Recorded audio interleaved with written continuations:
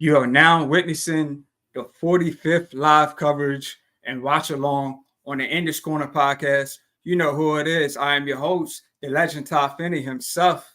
Y'all know what the slogan is.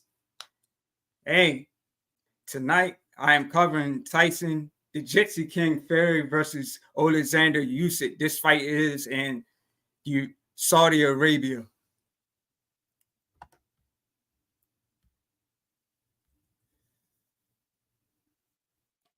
And this fight is for the Undisputed Heavyweight Championship. You know, we haven't had, an Undisputed fight, heavyweight championship fight, in over 20 years. So this is huge. My prediction, I am going for Tyson Fury by late round stoppage. I'll say 11th round. But before we get started, man, salute to everybody. Salute to my co-host, my nephew, Chris G. Salute to G5 Jeff TV. Salute the last ones at the bar. Salute to my guy, Shane Solis. So they just did the announcement. Both guys are face-to-face in the ring. First comment in the building, my guy, Ruben Lopez, tuned in. He said, what up? Salute to Ruben Lopez, tuned in. The link is in the comment section if anybody wants to join. Hopefully my guys, Chris G can come through. Hopefully my guy, G5 can come through.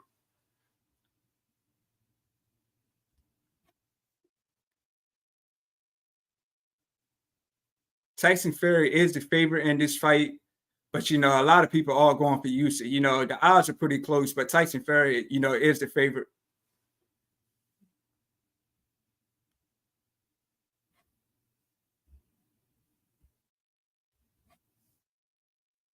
Everybody that's tuned in, drop your round by round, predictions like who you think is winning each round.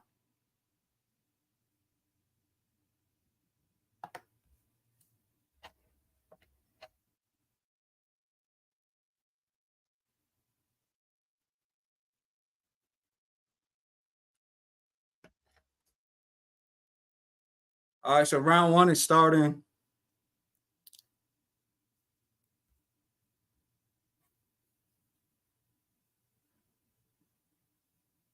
You can see the height difference. Tyson Fury is coming in the lightest he's ever been. I believe Tyson Fury is like 260 something, 262, and Usyk is like 230 some pounds.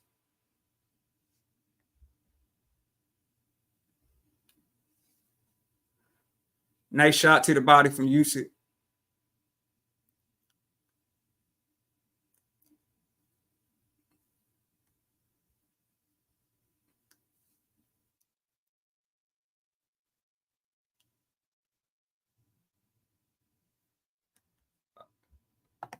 All right, my guy, last one's at the bar is tuned in. He says, put that link in the chat, bro. All right, I'm going to put the link in the chat right now.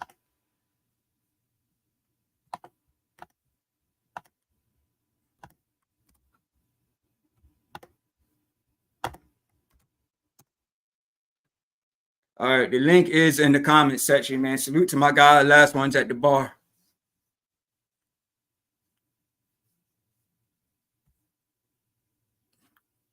So if you're new to the channel, man, definitely hit that like button, hit that sub button. And I stream this on, Facebook as well. So, all you do is type Indus Corner Boxing Podcast on YouTube, or type T Finney 3319, and you can find me. Another nice shot to the body landed by Usyk.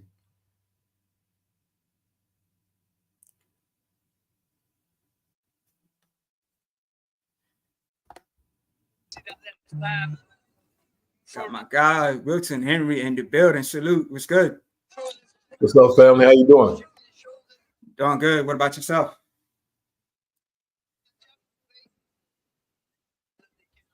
Can you hear me? My bad. Give me 1 second, Ty. All right. Yeah, I can hear you. I'm slowly calling from the action. Give me 1 second. Let me close this out right here. All right. Can you hear me now? Yeah. Okay. What you thinking so far?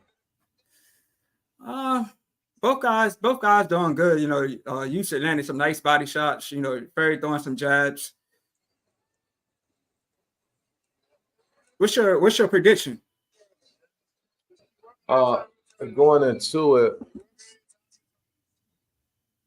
I'm thinking, see, if Fury is like Fury who he was before the Wilder fights, then I would lean towards him. But I really want to see what he's looking like inside the ring. And is his size just too much for Usyk? But me looking at the fight as it's playing out right now, I don't think that the size is overwhelming Usyk. I think it's not as a daunting of a task as I anticipated. Right. You know, and I figured that going into the fight, if Fury decided to be a big guy, lean on him, and things of that nature, that's going to be tough on Usyk because he just the size differential is so much bigger. But he's landing that left hand. Yeah. So yeah, he's doing the exact opposite of what he should be doing against Usyk. You need to, put him in his place. You know what I mean? Like as far as just being too big for him, keeping that jab in his face, and that sort of thing. But he might be feeling the effects of the Wilder fights, man. Right.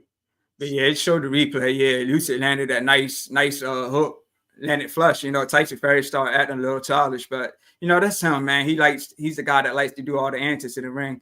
Let me get to the comment section real quick. Jay in the building, he says, salute to you, Jay. Appreciate you rocking with us. Then he says, Usyk is going to win, I think. My prediction, Jay, man, I'm going with Tyson Fury by 11th round stoppage. That's me. Yeah, man. I will be very surprised because Usyk is serious, man. Like he ain't nothing to play with. He gets kind of more energy once the fight, plays out to the championship rounds. So this is gonna be a tough one, man. And he keeps that head moving. And he's slippery. Like it's the first dude I've seen Tyson Fury ever face that has all of like is better at him, when it comes to boxing. But he's just smaller. Facts. Yeah, he's good on his footwork as well. Like I said, he brings it in the later rounds. So yeah, it's tricky all around the board, man. But like I'm glad it's finally here. Yes, sir. Yeah, man. This is if Usyk win this fight, man, he got all my total props for everything sure. done. Sure, and add the fact that he moved up from the cruiserweight division. And, he's a guy that beat Anthony Joshua, back to back in 2 fights. So like he's very skilled. Very skilled, and he's fighting in the land of the super heavyweights. You know what I'm saying? And to be able to beat 2 of those huge Goliaths, that'd be crazy. Facts. Well, you know what's crazy about this, Ty, is that Usyk really, when they talking about the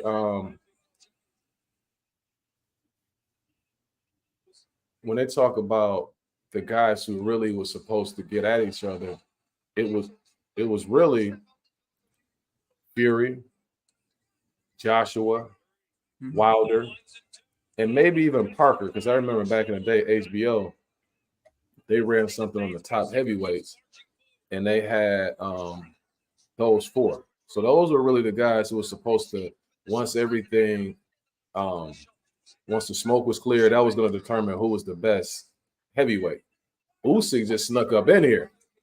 You know what I'm saying? And he's actually fighting for all of them. Ooh, I like this dude, man. I like it.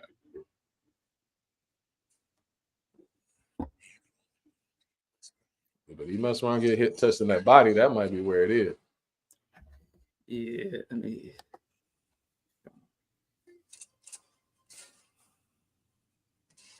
He know how to fight these big dudes, man. Yeah, I'm trying to. Chris may come through. He's on his way home. G5 may come through. Ooh. So, no, that's and shout out to both of them fellas, man. I like the work that they do. For sure. All right. The comment Jay, he says he got it 1-1, so he got it even so far. Oh, yeah. See, what I got to start doing. Are you watching it? You watching it on your app? Yeah, I'm watching it. Yeah, I'm watching it on DAZN.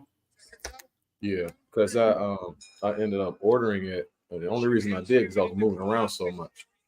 But anyway, but check this out, man. Oh, so Usyk landed 26 out of and he's like as far as accuracy, and he's whooping Fury, man. I wouldn't be surprised if he mess around and stop Fury or drop him at least. Yeah, I mean, Fury doesn't have the best chin. We know he's a guy that, gets dropped and gets back up, finishes the fight strong, but he's been dropped by multiple guys now. Been dropped by Wilder, 2 fights, been dropped by, Ngannou. Yeah, he was also dropped by cruiserweight Steve Cunningham. So he doesn't have the best set of whiskers, but, he's the one that could definitely fight in the trenches. Mm-hmm. It's surprising that Usyk is nice, bro. I didn't give him his props initially when I first saw him, and everybody was like, Usyk should be pound for pound, this, and I'm telling this is even prior to him moving up. Yeah, he know how to fight because he keep touching him with that left. But when he was at cruiserweight and he was moving up to heavyweight, I didn't see it. But the more I watch him, he has that little Lomachenko stuff that he does, like that little bouncing to the side, and he'd be like herky jerky, like. And it's tough to catch that rhythm, especially for a heavyweight. Maybe somebody who's smaller,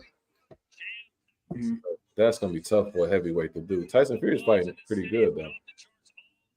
Yeah. Let's see, we got 13 people tuned in. Like, so if you're new to the channel, man, definitely hit that sub button and definitely sub to my guy, Welch's channel. Last one's at the bar. Yeah, thank you, sir. Also, man, make this thing, lively. You can engage and tell us what you think and who you think is winning so far, who you think is going to win. All right, yeah. I would say from what I've seen in the first round, I would give it to Usyk. What about the second one? See, and before you answer that, well, my problem is, so I got the app. I mean, I purchased it on here because of the fact that I had to move around and I wanted to see those undercard fights. And I do want to get your take on what you saw with the undercard. Some of the fights were very surprising, bro. Like the outcome.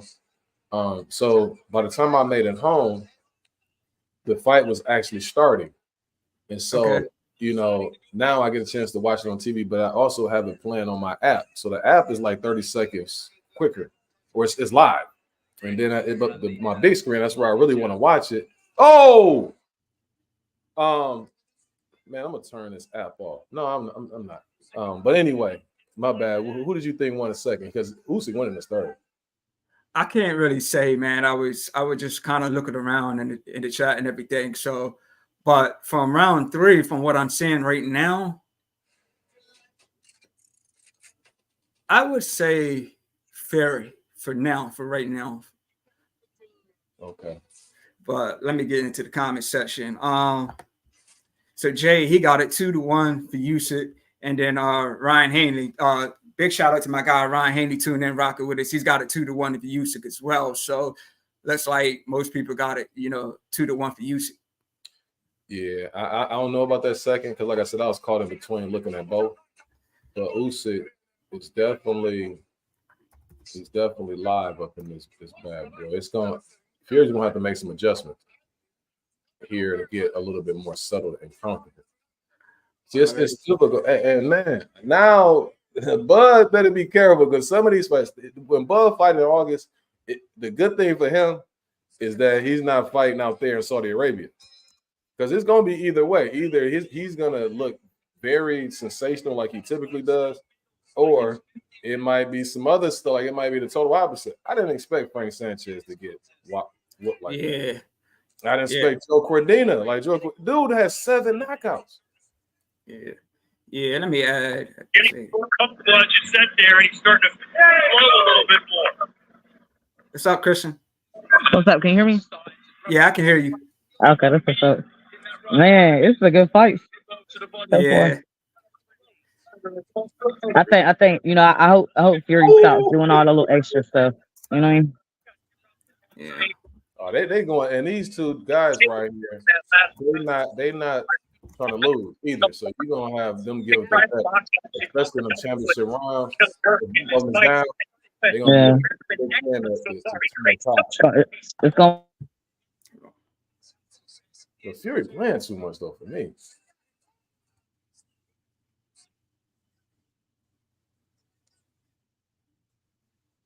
Oh,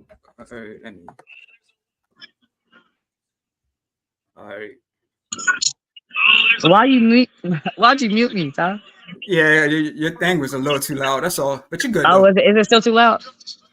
Nah, you fine now. Yeah, I'm over here. I'm watching it on my phone right now. I got it on in the room, but I'm out here. Okay. So what y'all think about Fury's weight though? And like I said, I was trying to say before, I wish you'd stop doing all that little extra stuff because I don't want him to get fucked up that's or what I'm messed saying. up.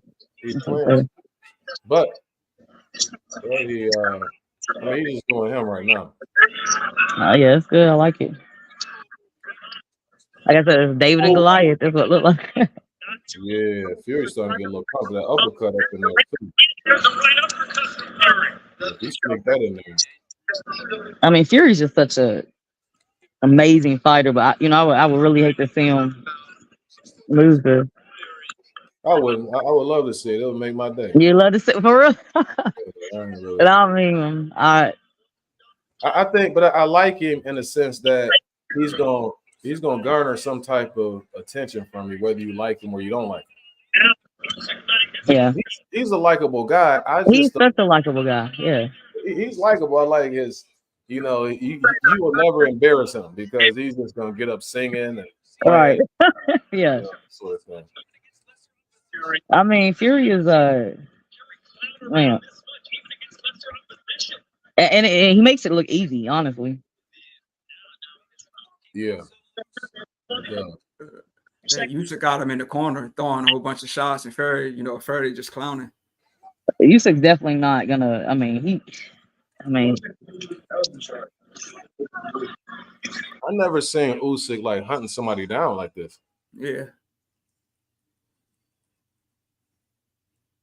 He's throwing nice combinations as well. So I don't know if he's gonna wear himself out. That's the only problem. If he does, because that's a big dude that you trying to, wear out. But Tyson Fury is in his element. yeah, he is. And that's the thing that like his size, he flabby and stuff like that. But for him, it's crazy because he can fight like 15 rounds. Like he's one of those type of dudes. I rarely see Fury like get really. You said he's flabby. He came in the smallest he's been since 2019. Well, for him, I mean, and he's 6'9". He's 6'9". I mean, no, look at his midsection. Like, I'm saying, like for him, that's small for him. But I mean, he ain't like muscular. You know what I mean? He got. No, the thing I'm saying is, regardless, he's in shape because his weight is down. But right. He ain't doing no toning up, but that's okay. Nah, what I'm saying is, even like flabby around the midsection, for him, it doesn't necessarily matter. Right. He's going to have stamina, and it's just based on the looks of it, doesn't look like he's supposed to. But right. Yeah. The bigger issue is that you're fighting somebody that's like almost 270 who has that stamina, and he's fighting at such a he has such a calmness to him that he's not wearing himself out or anything like that. You're going to wear yourself out because you have something extra in order to try to keep up with him, and that's the problem Usyk doesn't face because that's a daunting task to be like 220 something pounds fighting against 270 I mean, y'all see Fury's thrown more and landed more. Is it? I mean, Fury just is like, I don't know. I love him. Let me run through these comments. So Ryan Haney, he got it. He said he got it 2-2. Jay, he says 2-2. Maybe I'm not sure who got this round. Yeah, everybody's got it the same. Ruben Lopez, he got it 2-2. I'll give this round to Fury. Fury definitely won round 4. He says Fury is taking control. And then Jay says that was a good body shot from Fury. So it seemed like everybody got it tied. Yeah. Yeah. The only reason I can't really like rock with Fury is because I can't honor a cheater. You know what I'm saying? What are you referring to? He had a 2-year ban with after the Klitschko fight. Well, I mean, honestly, from what I hear, everybody on a little, everybody on something. It might, you know what I mean? Nah, Yeah, I a can't. lot. Or, I mean, most people, you know what I mean, they'll stop doing it, whatever they doing, in enough time before they fight and have to be tested. So, Oh, there you go. Yeah, he's starting to climb. He might get Usyk out of there. ooh, that was nice. But I don't know. Listen, the only thing I can go by is what people get, tested positive for. And if you test positive, I can't really, rock with that. You know what I mean? It's not honorable to me. Mm-hmm.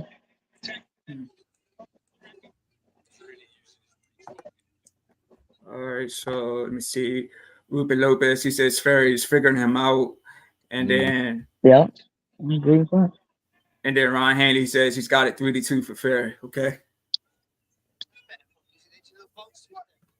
He over there playing. Oh.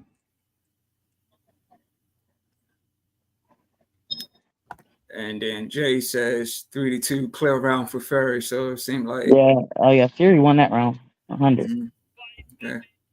This may be the biggest fight of the year, but perhaps the best fight of the year is coming our way. Gonna be nice.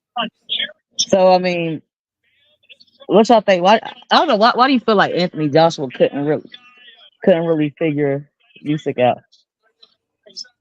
Was he basic? Oh, yo, right. You are crazy. He ain't basic. Who? Anthony Joshua? Anthony Joshua is not basic. Anthony Joshua is to me, he's a great fighter. Ain't nothing. I can't even. No, Anthony Joshua he's came back and he showed everybody every time. You know what I mean? Everybody when you. Yeah, no, he's not basic.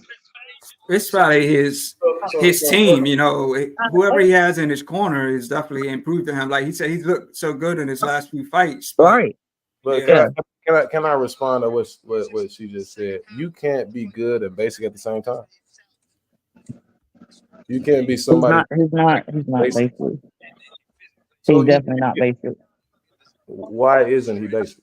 He's not basic because of everything that he's accomplished as a whole. I mean, honestly, like every fight that when he's lost and he's came back and always looked better. I mean, like I feel like a lot of times too, I think Anthony Joshua struggles with like maybe some mental stuff, and I think that he's got that under control now. I think if he had fought Usyk the way he is right now, it'd be a different story on that second fight. But that doesn't. The definition of basic isn't that. It's not the fact that he hasn't come back and overcame adversity after losses. That has nothing to do with it. What I'm saying that is he's a basic fighter as far as like the 1-2 and somebody who has a little bit more dynamic, and they have other things that they can go to. They can read that. So if you have like the elite of the elite, Tyson Fury to me is too slippery for somebody who just does the 1-2, like Anthony Joshua. But he's very good. Now, most guys can't overcome what he brings to the table because he has so much power. He has experience. He has Olympic pedigree and all of those things. Right. No, I got you. Yeah. Before y'all start cooking, let me run through this right quick. Ruben Lopez says he needs to start to the body where he don't like it. Oh. Yeah. Are we all watching the same thing? Are we on the same? Oh, he back. Hey, oh, let's go. My God. Fury hurting him. Fury hurting him bad. Oh. Hey. And a minute to go in the round. Exhausted round. Christian, how far are you in the sits? Like how much time you got left in your round? 45 seconds. 43. Okay. All right. Let me run through this real quick. Where you at?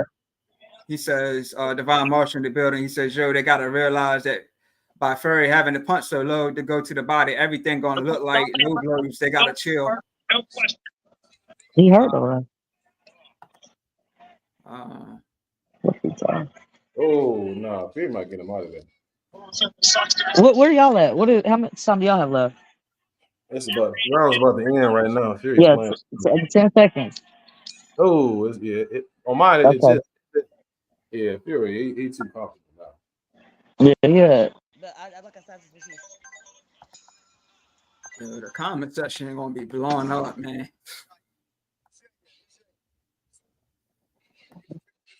Let me see. Jay said if it's low, Usyk will complain like he did it before. Yeah. Talking about against the boy. Yeah. Devon Marshall says Fury is overwhelming him now. Ruben Lopez says Fury's starting to rock now. Touching him with that uppercut. And he says different levels to this. He's got 42 to Fury. Yeah. Ryan Haney, another round for Fury.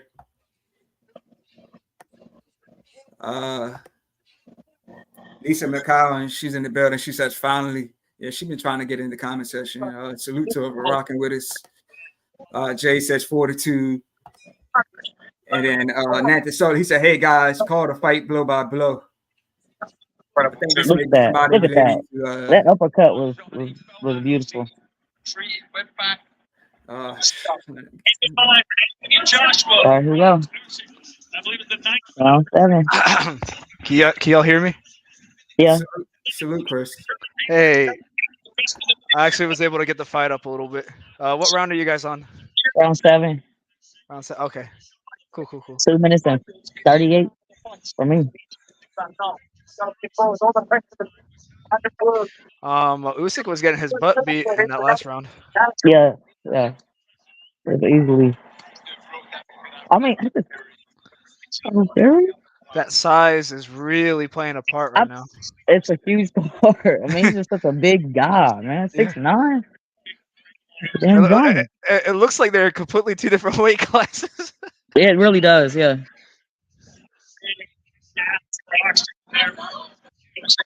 Hey, Wilton, how you doing, man? I don't think I hear Wilton. I think his thing is muted.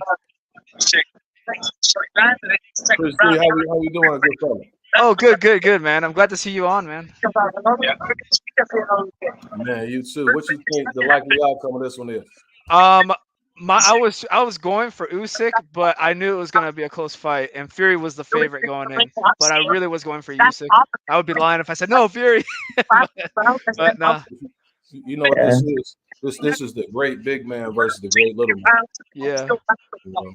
Oh man, Usyk got clocked with an uppercut. Oh my god. Yeah. Oh yeah, I see it. Yeah,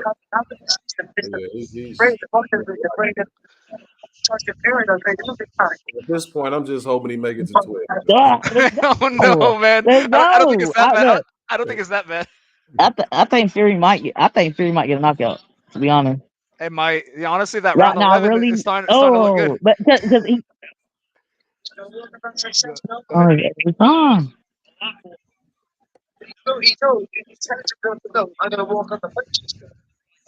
Hey, I'm gonna run through this comment section. Ruben Lopez said anybody shot, he's gonna complain. He can't take it to the body. Lisa says she got Fury. Ruben Lopez says, and he can't hurt him. In moments, Fury's toying with him a little bit. Yeah, a lot of times I wish he would stop though. Like, you know what I mean? Yeah. Because I just don't want him to get. Oh wow, he had his hands down and still. He does it all the time. I mean, he's gonna end up. There we go. Ooh. I mean, but it's like he's playing with him. It's like Fury's playing. Another Fury round. Oh, he got him right. Oh, That's his style, though. You know. Yeah, it's nice. I like it. Let's see. Devon Marshall, he says Fury is no longer allowed in the phone booth. He is beating him on the outside. Yep. All right, they're in the corners right now. They're attending to each other's guys right now. I think we're all at the same place. I might be slightly ahead of you guys. Might be. I mean, they got Usyk in the corner right now. That's what I'm seeing. Yeah, that's what I'm seeing Working too. on his eye. Yeah. Okay. Now you got to look at. Okay. Yeah, he said he wasn't ready for this. He wasn't ready. I love him talk, but hopefully. Oh, that nasty uppercut. And why y'all just seen this uppercut? That was. No, it's the replay. That was the I replay. didn't That even was the seen the replay. replay. I'm not even seeing the replay, so I guess. Oh, Fury. Oh, there it immediately is. jumps on Oh, there it is. Now I got the Uh, That yeah. okay, I'm in 13 seconds into the 8th round. Yeah. So you know mine is low. Let me go in my room and see. I got an auto there too. Gee, I'm about maybe 2 seconds behind. Oh, okay. Yeah, I'm like just started the 8th round. We're pretty close. Yeah. I think it might be better on my TV, man. And thanks, Ty, for having me on. By the way, I wanted to say that. Yeah, thanks, Ty. Did you stream it, Ty? Did you put it on the group? Yeah, I did. All right. But they can't leave comments in the group though. That's the only thing. Why not? Hey, y'all that are on the Facebook Live or watching it, if you guys want to hop onto the YouTube channel, if you guys can. If not, that's cool. But if you guys can, There you go. So that's the stuff that you got to do against Usyk when he pushing on his head and stuff like that. Mm-hmm. If nobody does that when they face, Joshua wasn't doing that when he faced. He wasn't fighting big. He's trying to box him and stuff. Yeah. You got to wear him out. Got to wear that little dude out. Man. I didn't think Usyk was gonna be the one pressing the action. Yeah. Ooh, uppercut to the body. You should look at a little top. Honestly, I feel like he gonna wear stuff. I really think he's gonna wear stuff out. Oh, It's another change in direction. oh, there you come on, baby. There you go. Oh, there you go, Usyk. There you go, Usyk. Big for him. No. Oh, Nice left hand from Usyk. yeah. Oh, damn. What's the one? Fuck. Thanks.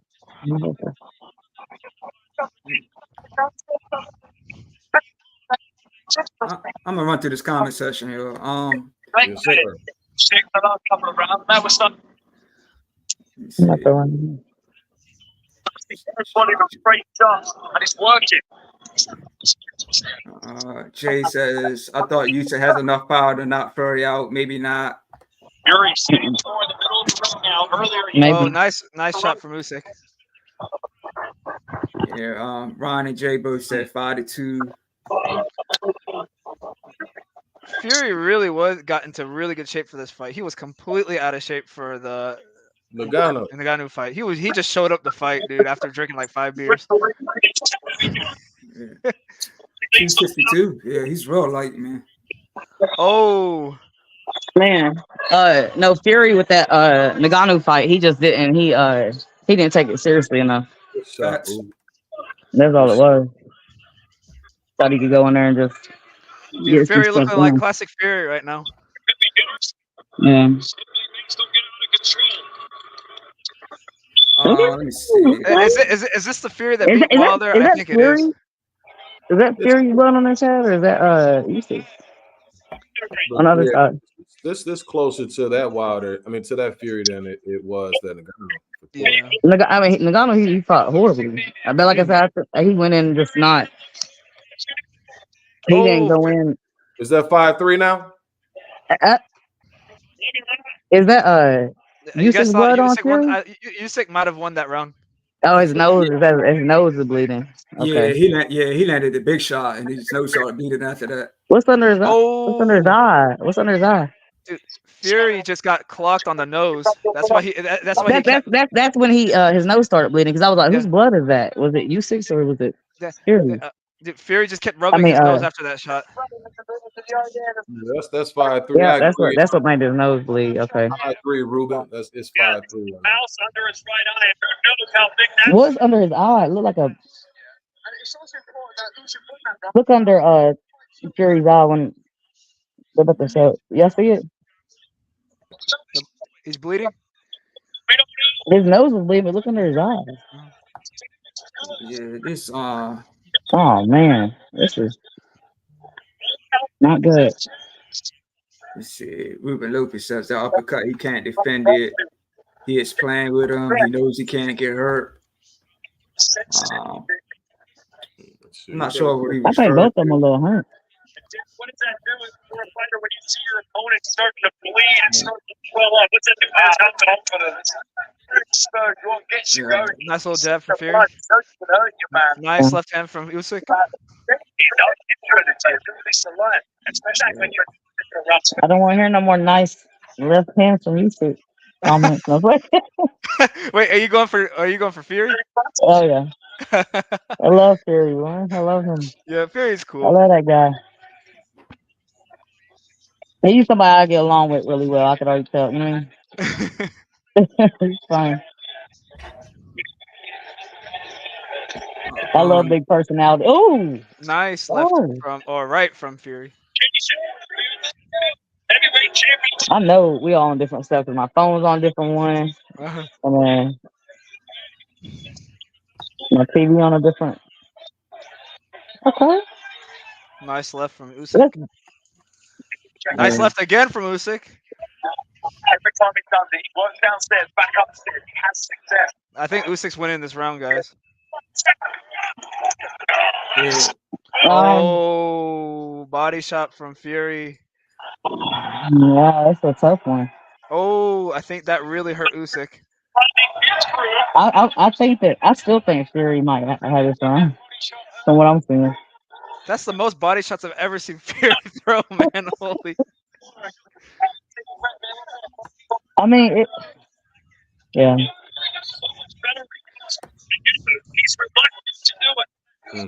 Now, so what's the other guy's name? Tom? Oleksandr Usyk? No, the guy on here with the hat on. Wilton. Wilton, you quiet. What's going on? What you thinking? No, I was letting y'all talk. I don't talk over. I want to talk over you. You know what I'm saying? So y'all just commentate. No. Oh, Fury's hurt. Fury's hurt. Fury's hurt. Yeah, he. He'll be all right. Oh, Oh my God. get him out of there! No. Get him out of there! No. Get him out of there. Get him out of there. No. Oh, Oh my God. Shit. Oh no. Oh my God. Count. Get the fuck out. Oh. Fury down. Get the fuck. Oh my God. hit him one more. Oh my God, bro. Oh no. Get this punk out of here, man. I'm sorry, y'all. I'm sorry. Wow. Damn. What the? Let's go, Usyk. Come on, baby. No, Wow. now you talking. Like you was waiting patiently, huh? Damn, that fucking. I'm gonna say this. I like Usyk, but I'm okay with whoever wins. But that made me just I that made would me jump. rather. Damn that cheat, man. Are they done? Cheaters out the game. Oh my God, good ass shot, Usyk. Boom. Oh my God. Oh. That's because Usyk, he being patient as Wow. he's He being looks, patient as fuck. he looks his own. That was a nasty shot. Oh my God. Yeah. Damn. This is. Oh my God. Dude, I thought they were gonna stop it here for a second. I did too. Yeah. Look. Wow. Damn. Oh my God. Not Saudis like to the referee. This is not what I want to see tonight. You ain't gonna get this. Oh. I hate to even see him like that. Man, fuck. Oh, I hate to see him. Oh, I hate to. I hate to see This is that. what boxing is about, man. All It these is crazy what it's stuff. about. But damn, that hurts my feelings a little bit. All right, Fury, Oh. you gotta be careful. Man, he can. Damn. I didn't even know he had enough power to be doing that.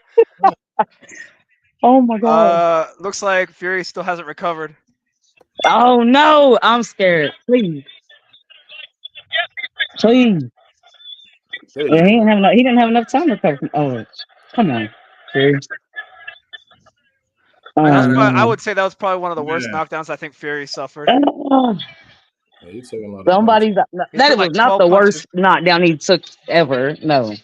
I think so. Well, He was took like sleeping. He was sleeping against Wilder. Somebody's took- gotta go. well, Wilder. Well, he went down with Wilder with one punch, but he took like 12 punches before the referee gave him a yeah, takedown. yeah, but still, that one with Wilder, like there's still a controversy around that one. But that Getting was back funny. up. He his legs did a little dance in the third fight. That was funny. Man, Oh, that was obviously he lost that round. Oh my God, it was horrible. 10-8, 10-7. Come on.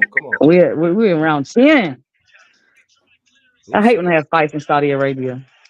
Usyk hit hard, baby. Yeah. they're both getting like some crazy money for this fight. Does anybody know how much they're getting? It's at least 75 million per person, at least. Ain't no way 75 million. I'll tell you why, because Joshua and Usyk both got 75 million apiece. But I think they get more money when they do fight out here in Saudi Arabia, and that's why they're gonna keep trying to have fights here. That's why everybody want to fight there, because you make more money. Because they put way more money into it. You see the damn concert before the fight? Yeah. Oh, I didn't actually see it. But Usyk and Joshua got 75 million apiece from the Saudis for the. That's what I'm saying. That's because they want to take boxing away now. Like, so we better go to Vegas like Canada for the fight. And they're making fights in the United States too. They're gonna do their first card in California on August 3rd. Really? Yeah. Where in California? Los Angeles. Pitbull Group. It's PBC, the Saudis, Golden Boy, and Matchroom all working together. Man, damn, wow. What's going on in that fight, man? Like we talking all that. My bad. I mean, right now it's just kind of elevation like in Saudi Arabia where they fight, because some of these dudes like to be getting tired. Is it a high elevation? I don't know if it's high elevations, but it's pretty hot over there. Oh, you say he's been trying to. It ain't working. It's not gonna work. Oh man. I've never seen Usyk walk somebody down like this, man. That's exactly what I said earlier. I was just like, yeah, like he's like coming forward with the high guard. You're on that front foot, and that's what. Oh, Fury looked bad. But the thing is, what I was worried about for Usyk is, I'm like, he has to fight a fight that he typically doesn't fight, and Usyk can fight. Fury can fight his fight. So I was thinking that might be the difference. I didn't know he had that power to be hurting this guy like that. So if just for instance, if Usyk wins, who could beat him? So I'm gonna say this. There's already a rematch already in play for the end of this year. Mm-hmm. So regardless of the decision, they already have a rematch in place. Yeah, I'm gonna run through this comment section, man. I'm missing a lot. They said Usyk is doing better this round. Devon Marshall, he says, I like when Usyk does make it inside. He has strong combinations. He has to hope he can pin Fury on the ropes. Ryan Hanley said that one with the Usyk. Let me see. Mm-hmm. So I'm gonna say this: is the fight's pretty? It's starting to get close now on the card. So this might be a draw regardless for the rematch. Anyway, Usyk is up right now, though. You got to say Usyk is up. Mm-hmm. So I would say Usyk's probably a little bit up. Yeah, maybe 1 or 2 rounds because of the dramatic, impactful knockdown. Yep. He had, and like you said, he was landing like 12 unanswered shots. So that's either a 10-8 or a 10-7 round. So it might be like 5-5, whatever they're going into, but he has to be up because of the knockdown. Yep. All right. Jay said he had 5-3. Devon says Usyk won that round. Ruben Lopez 5-3. Shane Solis. By any chance, do you think because Fury was trying to toy around, you think that's why he got caught, or because he got yes. That's why I said he needs to stop doing that. That he just stop, just box. I think that's 100. Or see, I think when Fury does that, again, that's part of his style. Yeah, but it's also like an illusion.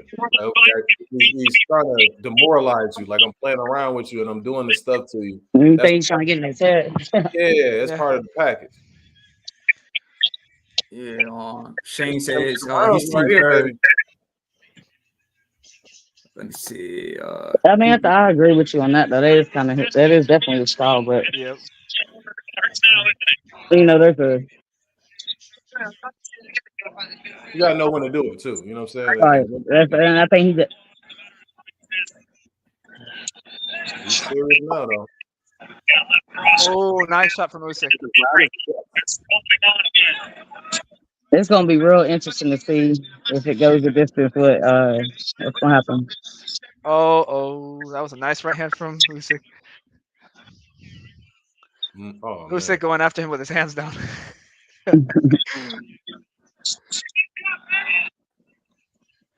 So Ruben Lopez says he's bleeding. Devon Marshall used his best shots to win Fury is near the ropes. No. I know what he's saying. Devon Marshall says Fury was hurt. Ooh. Yeah, he said, don't say it. Ron Haney says, whoa. Devon Marshall said, yo, I just said it. His best punches are when Fury's against the ropes. All right. Yeah, both Jay guys said, need to go for the knockout. Usyk is Usyk definitely number one pound for pound fighter if he wins this? Yes. Because heavyweight counts as like it counts as like double points. I mean, I would give it to him. I would definitely give it to him. Yeah, I think I would say yeah. He fought the best at cruiserweight, and he's fighting the best at heavyweight. So yeah. Yeah, I would say so. He fought Bradis in his prime and beat him pretty easily. Yeah, but even like even if you take away what he did at cruiserweight, to go up there and fight like the top two heavyweights, and then get all the belts undisputed, and you're smaller than them, both of them too. Mm-hmm. That's yeah. No, he's number one. He won this. Yeah. I think he won the 11th round with that last little shot. I agree. I think Usyk won that last round. Anthony Joshua. It looks like Turkey is going to be a little sad because Fury's his favorite fighter. Is Fury his favorite fighter? Yeah, so that's what I was going to say. Politically, Fury's the favorite to win. Yeah, I didn't know that. Let me see. Jay said this is a great fight. Devon Marshall says it is a good scrap. Yeah. That's what it should be. But let me ask you this question real quick though, G and everybody else. What do you think about the other undercard fights as far as like I can't believe George Cordina lost that, dude. To the dude with 7 KO. Yeah, that's what I was gonna say. I was like, dude can't punch and he got knocked out. He was hitting hard. Yeah, oh, sorry, go ahead. Man, he was just staying against the ropes and just getting caught with a lot of shots. Same thing with Frank Sanchez, man. I didn't understand some of the game plans. I'm pretty sure Frank Sanchez. Someone's wrong with his knee. Yeah, Frank Sanchez was the favorite, I'm pretty sure, going into that fight. No, he don't fight like that because you can tell like he was trying to shake his knee. I think he just wanted that money. He was like, okay, I know my knee. He's like, but I need to take that couple million that was just giving me. Right. I don't get a leg. Well, I would say I want the crowd for Kovalev. Like I really was sad. Huh? That was sad. What was sad? Wasn't sad. He got what he got. I mean, right at the he was like 10. What was it? 10 seconds left. Man, 5 seconds, and I wanted him to at least stay up the whole. He's like the worst human being that a person can be. Like who? Are you about being a human being? Woman beater, drug cheat. Like what else? Wait, who? Racist. Which fighter? Kovalev is the worst human being. I feel like he did break a woman's nose for whatever reason. Nose. He's sitting up there using monkey images for war when they're about to fight. So you think he deserved what he got? I guess that's what you're saying. Oh, he deserved worse. Man. I was hoping that he could. Sheesh. But no, I mean, he should be. He can be done anyway after that. As a fighter, though, he's done. That, he don't look like he's old and he's been off, and he doesn't look like he has nearly the power that he had before. Oh, Fury's picking up a little bit. Yeah, Fury's picking up. But the thing about him is he's lucky that he did lose that fight because he was trying to fight like Zerto and he was trying to fight. Right. Yeah. I don't know. I'll definitely agree on that one because he wouldn't. He ain't ready for it. I think he should be done. I think that's it. Here we go. That was a nice shot. Oh, good.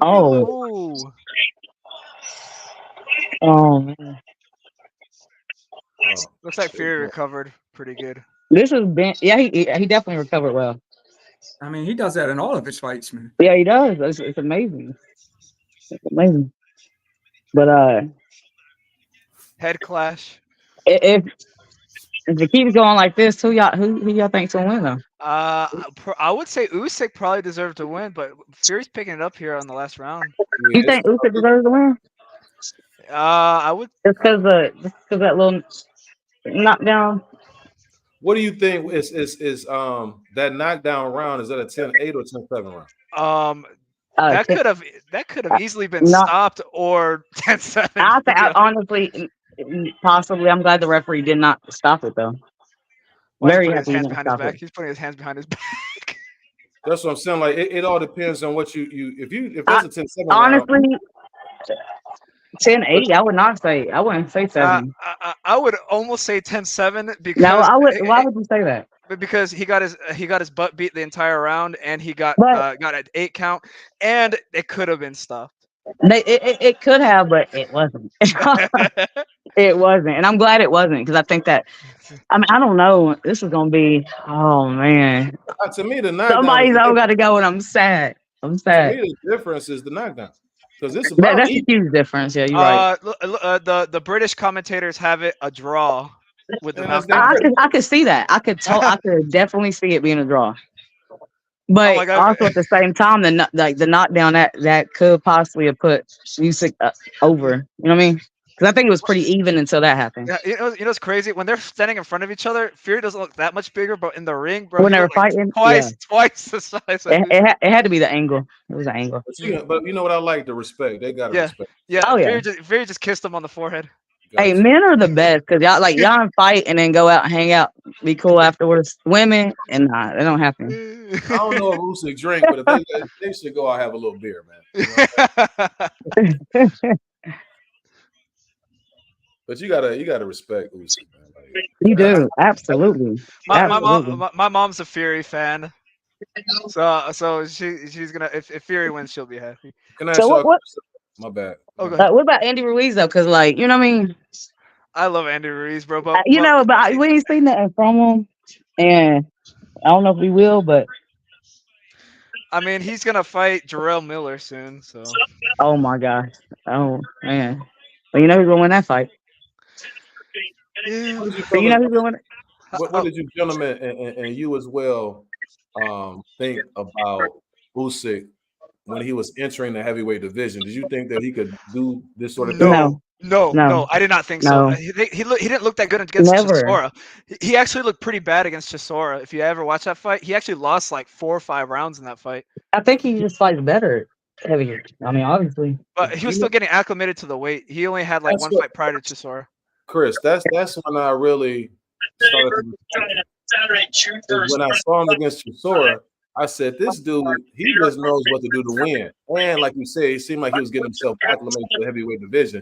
But once he ended up having the victory point, it's like he did what he needed to do in order to get the victory, not let Chisora have an opportunity to catch him with something. Not gonna lie, I thought he was gonna lose to Joshua the first fight because I thought he was gonna be food, to be honest, because of the way he looked against Chisora. But he proved me wrong. And after that, was only because Joshua had a bad night. No, he had 2 bad nights. I'm just saying. Yeah, the second fight. No, he had a bad night. But check this out. So when they fought against each other, I was thinking when it was announced, I'm like, Joshua cherry picking. But then once the fight was started, before they fought, the guy Usyk, he said that because they had a rematch clause, and he said, I get a chance to beat him twice. I was like, he that confident? So that's what. So twice he had. So nice he had to do it twice. Right. I think. Man, Turkey Island, she better not be tripping. You better not do no. That's what I'm thinking. So nervous to see what happens here. He's Islamic. They can't do that stuff. I think they're gonna give it to Fury. Maybe not though. Maybe it will be a draw. I think best case scenario should be a draw.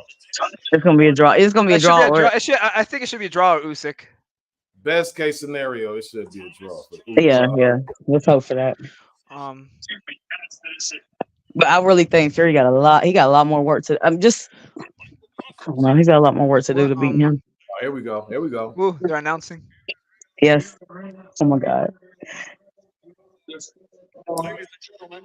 So we got almost 30 people tuned in. Like again, man, if you're new, man, definitely sub to the channel and sub to my guy Lastman's at the Boss channel as well. Oh, we got one for Usyk. One for Usyk so far. 114, 113 for Fury. That's 113, 114 for Fury.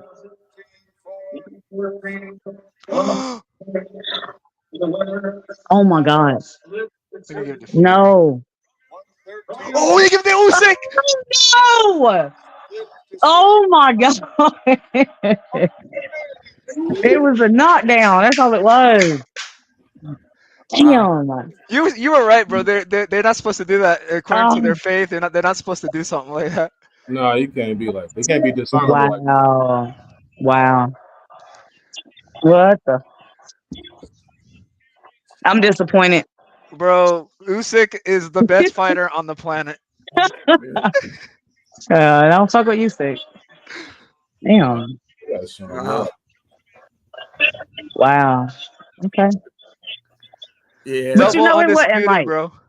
it wasn't like Fury just got his ass whooped or nothing, but Oh, by the way, Wilton, I didn't think it was a cherry pick initially because the WBO was threatening to strip Joshua if he didn't fight Usyk. right, but they do that. It's like now. Like I think to me when she was saying how everybody's on steroids, I think that I didn't say everybody's on steroids. I said they're on something. I did not say steroids. I would say 80 to I didn't 90%. say steroids. Wait. Hey, can I finish, sir? Yeah, go ahead. My bad. I didn't. But I didn't say steroids. I never said steroids. I said they're on something. You ain't gotta be on those steroids. You can be on something. Okay, my You bad. could be some. Using the word steroids, but as far as somebody being on something, I'm Mhm. saying piggybacking off what you said as far as that's concerned, I think that you have organizations or people who have so much pull that they can do things at certain times that will impact the fight. For instance, me saying that it's a cherry pick, Anthony Joshua may have Eddie Hearn or Matchroom or whomever. They may pull some strings and make Usyk the person that he has to. You're right. Also, just like now with Tank Davis, why all of a sudden the WBA wants a rehydration clause? Somebody gave them some money. Yeah. I agree with you. But I will say I agree with you, lady. I agree with you, Miss. That 80 to 90%. I think that 80 to 90% of boxers are using some type of banned substance. Doesn't have to be steroids, but I think 80 to 90% are using something. They are, and then get off of it enough time usually to pass you can everything. Literally, drug tests are a joke. You can literally like be on the whole entire periodic table and still pass a drug test. Like that's there's ways around it. If you fail one, you're on something. If you pass one, doesn't prove anything. Right. Exactly. Was it ashwagandha? Because I'll give you an example. There's a steroid called testosterone propionate. If you take it the entire year, if you take it every single day, and you stop taking it for 2 days, you'll come clean on a drug test. Exactly. So say it. So I truly believe that the majority of people are. So I mean, you get caught. That's in every sport. That's in soccer, baseball, MMA. Right. Even Nate Diaz came out and was like, everybody's on something. Yeah, I truly believe it. Truly believe it. It's just because it's so easy to pass a drug test. It's super easy. Right. Man, come on, man. Like I don't. So you must not like Canelo. So I'm gonna say this. The reason why Canelo was caught because they probably tested him the 13th day or 14th day, and clenbuterol is not detectable after 12 days. Supposedly, he might have been tested on the 13th day, and that's why they found trace amounts of clenbuterol. And so that's why if they had tested him on 11 or 10, they would have found full amounts of clenbuterol in his system. I mean, it is what it is. And of course, they take his hair again, and then they test it again. It has nothing because it already washed out of his system. How that goes? That stays in your hair. It's not, and food can never cause failed drug tests. It can never do that. It's not possible. Poppy seed, yes, but yeah, of course. But I mean, I'm talking about like injected cows cannot cause a failed drug test. That's not possible. How do you know? I'll explain it because the reason why. No, you don't explain it. But what you gonna say? I really feel like, honestly, like Fury, like that just turns my heart. Honestly, see him take his first loss of his career. You know what I mean? But I think it's gonna make him stronger in the end, and the rematch is gonna be amazing. He's done, man. Yeah, he's done. But the thing, let him gain a little bit. He might need to gain a little bit, maybe a little bit more. I mean, he ain't used to fighting that small for a very long time. So, shout out to both dudes for getting up in there and doing their thing, man. Yeah. Scrap. Yep, Right I agree. close. Nobody is embarrassed or anything like that. Yeah. Usyk did his thing from the standpoint that he fought a fight that I never seen him fight. I didn't think he could win. Like just trying to Yeah. walk down and then allowing Tyson Fury to be able to fight his fight that he normally fights, like boxing, jabbing, and he still was able to pull it out. So I'm know. definitely tuning in for the rematch. That was a No, cool fight. absolutely. The big props to Usyk. That was really amazing. It was a good fight. Like you said, what ain't nobody embarrassed. Everybody's I would great fight. say Usyk was multiple times light to medium hurt multiple times. Yeah, And then oh, yeah. Fury, if Fury was hurt heavily once in a few of the little mediums, Yeah. but I would say Usyk actually had a few instances where he was running back because of the body shots and some Yeah. other uppercuts. But I think Fury recovered really well from when he first really got hurt. I think Bro, he was I mean, dazed. really, he really recovered very well. But I think that was the damage that cost him the fight. Was that knockdown? Yeah, the that was it. Yep. I think if that hadn't he happened, I lost think almost every round after that, except for Yeah. maybe the 12th. so. I think he would have won. I mean, if that hadn't happened, who knows? But shout out to Usyk. I know y'all are happy. Man, Yeah. I just wish I would have, because there was some money to be made if he put down a Usyk knockdown. Like you could have won some heavy bread. Oh, for real? Was that? Did you bet on the fight? Nah, I didn't, because I just didn't know. Like, Yeah, that's what I said. Boxing is the worst sport to bet on, but today though, you could have made it. Like if you'd have went with some of those little lightweight upsets, especially the way, like for instance, Cordova, you would have won. I would have went against him regardless. But by Honestly, knockout? No. Well, it was just no, and that's what sucks about it, because it was like at the very last. The round wasn't even over yet, but it was just about to be over. That was the crazy. That's just, so no, I wouldn't have done that. Betting on it. That is crazy. Like you say, you just never know with boxing. Boxing is tough. It is. But it's the best sport to watch, in my opinion. It is. It's the best sport ever, in my opinion. But if you bet, because I didn't pay attention to like what the odds were, but I'm assuming that obviously Tyson Fury was the favorite, right? But it was marginally. Oh, was it favorite. 50-50? No, it was like plus 100 for Fury. Minus 120 for Fury, plus 100 for Usyk. They had it such a tight fight. They almost had it a draw in the odds. So you really wouldn't have made that much money? No, it really would not have been worth betting, because the other guy, you would make nothing really. Right. Yeah. So what's next for Usyk? Rematch, but that's the rematch. But after that, but we gotta see who wins it, I guess. If I was Usyk, I'd let it go, man. Like I wouldn't even. For real? Depend how much money you make. I mean, why not? He's gonna get the same giant purse again, so he'd probably want to do it. Right, but boxers, it's hard for them to stop anyway. Like he ain't gonna want to stop, especially he killing it right now, so he's gonna keep going. But honestly, Usyk has got this fight, and I don't know what else after. If he beats Fury a second time, where does he go after that? That's what I'm saying. That's what I'm saying. That's what I'd like to know. Yeah. So that's the problem. Anthony Joshua again. Or go to super heavyweight fight Jarrell Miller. No, never. Now, what he could do is this: is he could fight Fury again, and then what I would do is kind of like a farewell fight. You know what I'm saying? Like take somebody that's not a threat, and then that'll be just for my fans. You know what I'm saying? I did all of this stuff, and it's gonna be your last opportunity to go ahead and watch me grace the ring once again. But again, boxers, like, they love it. The majority of boxers I've ever met in my life love it so much. It's very hard to get, like, they always want to keep going, and they might stop for a little while, but they'll come back. You know what I mean? That's why you see so many boxers, like, you see so many fighters come back. Yeah, because it's like a drug itself. Right. You know you see, nowadays what you can do is he can just do exhibition fight. Right, little stuff like that where he's scratching that itch. But that ain't no fun to me though. I don't want to do that. I think the person who had the worst night tonight is probably Joe Cordina getting knocked out by a dude who has no knockouts. Yeah, that. I can't remember the very last little bit of that. That's bad. He kept hurting him too. It's like it was bad. Like, dude, what's wrong? He just had a bad night.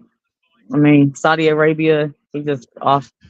Like Anthony Joshua, when he lost against Andy Ruiz that first fight.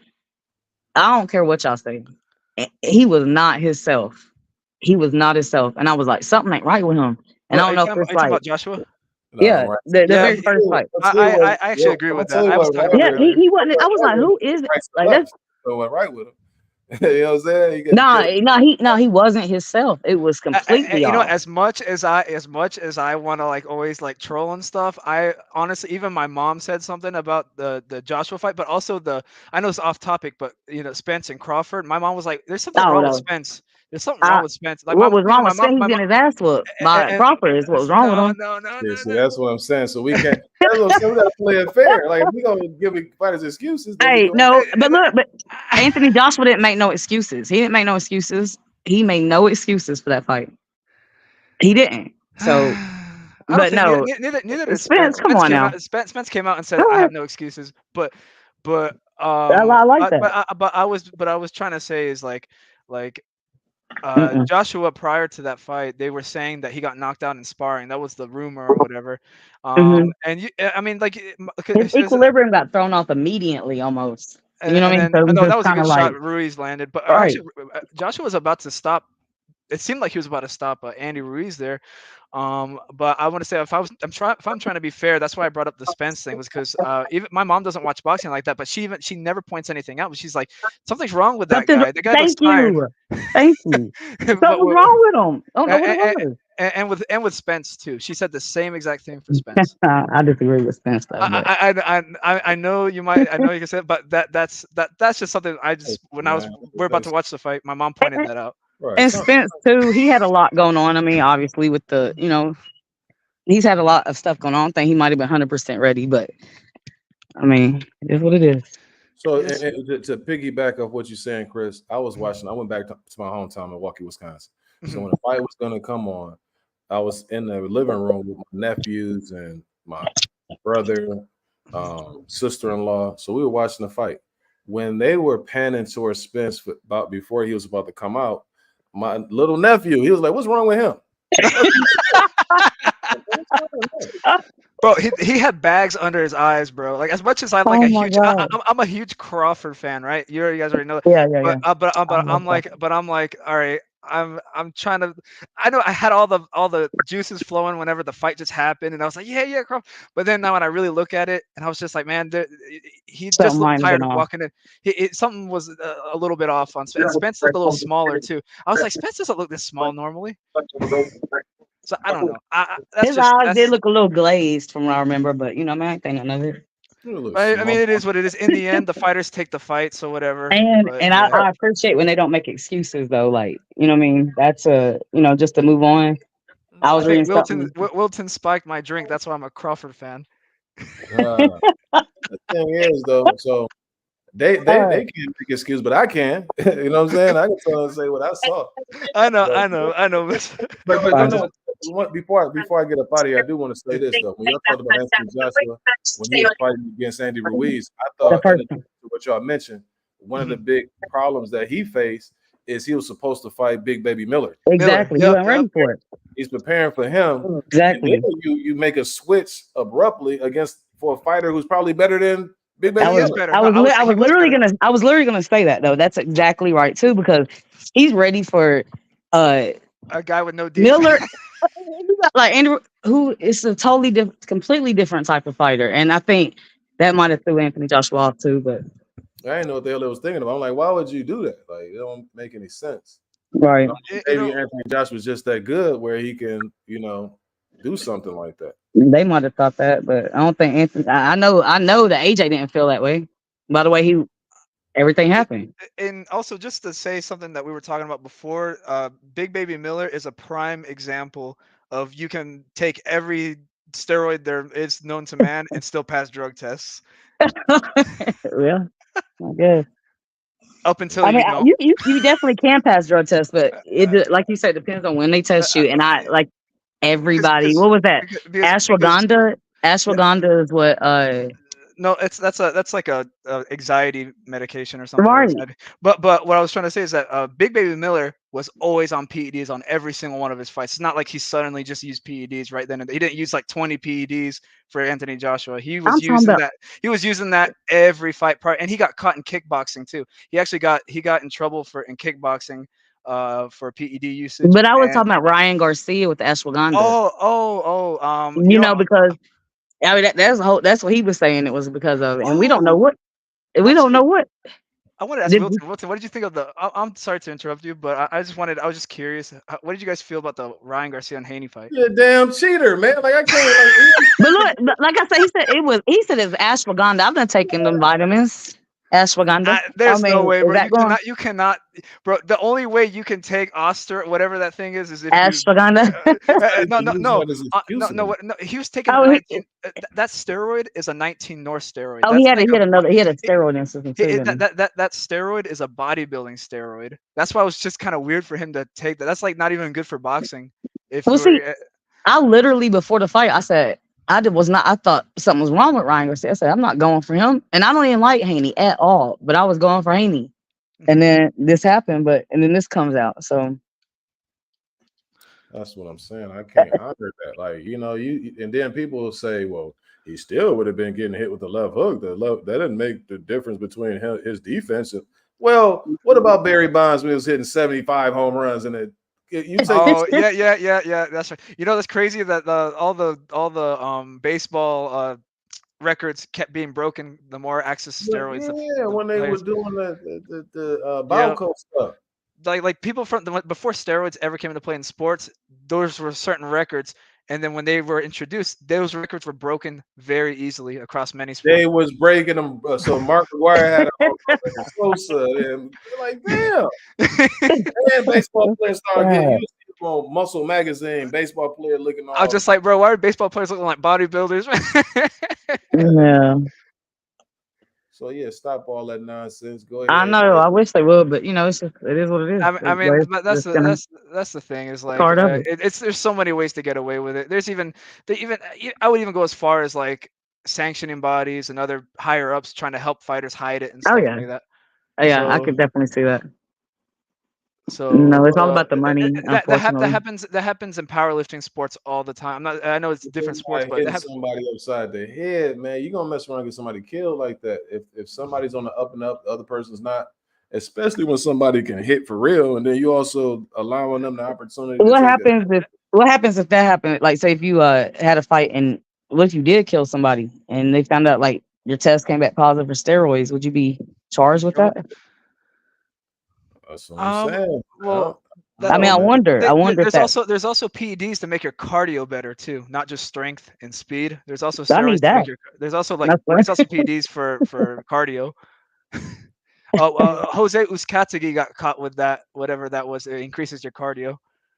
All right, and then people use stuff as masking agents. It's like, okay, you won't really get caught. Leon Love was caught with masking agents. Yeah. Let me ask y'all something really quick off topic though. When we were talking about betting earlier, what about when Ryan Garcia when he bet on himself? That should be. But what was a basketball player? He betted on himself, right? And he took himself out the game. But what's come with Ryan? He gave it to his father to make the bet.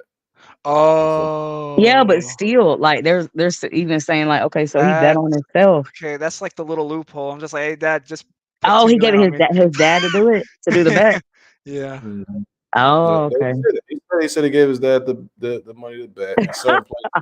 He couldn't get all $2 million, so he put it in different betting stuff like that.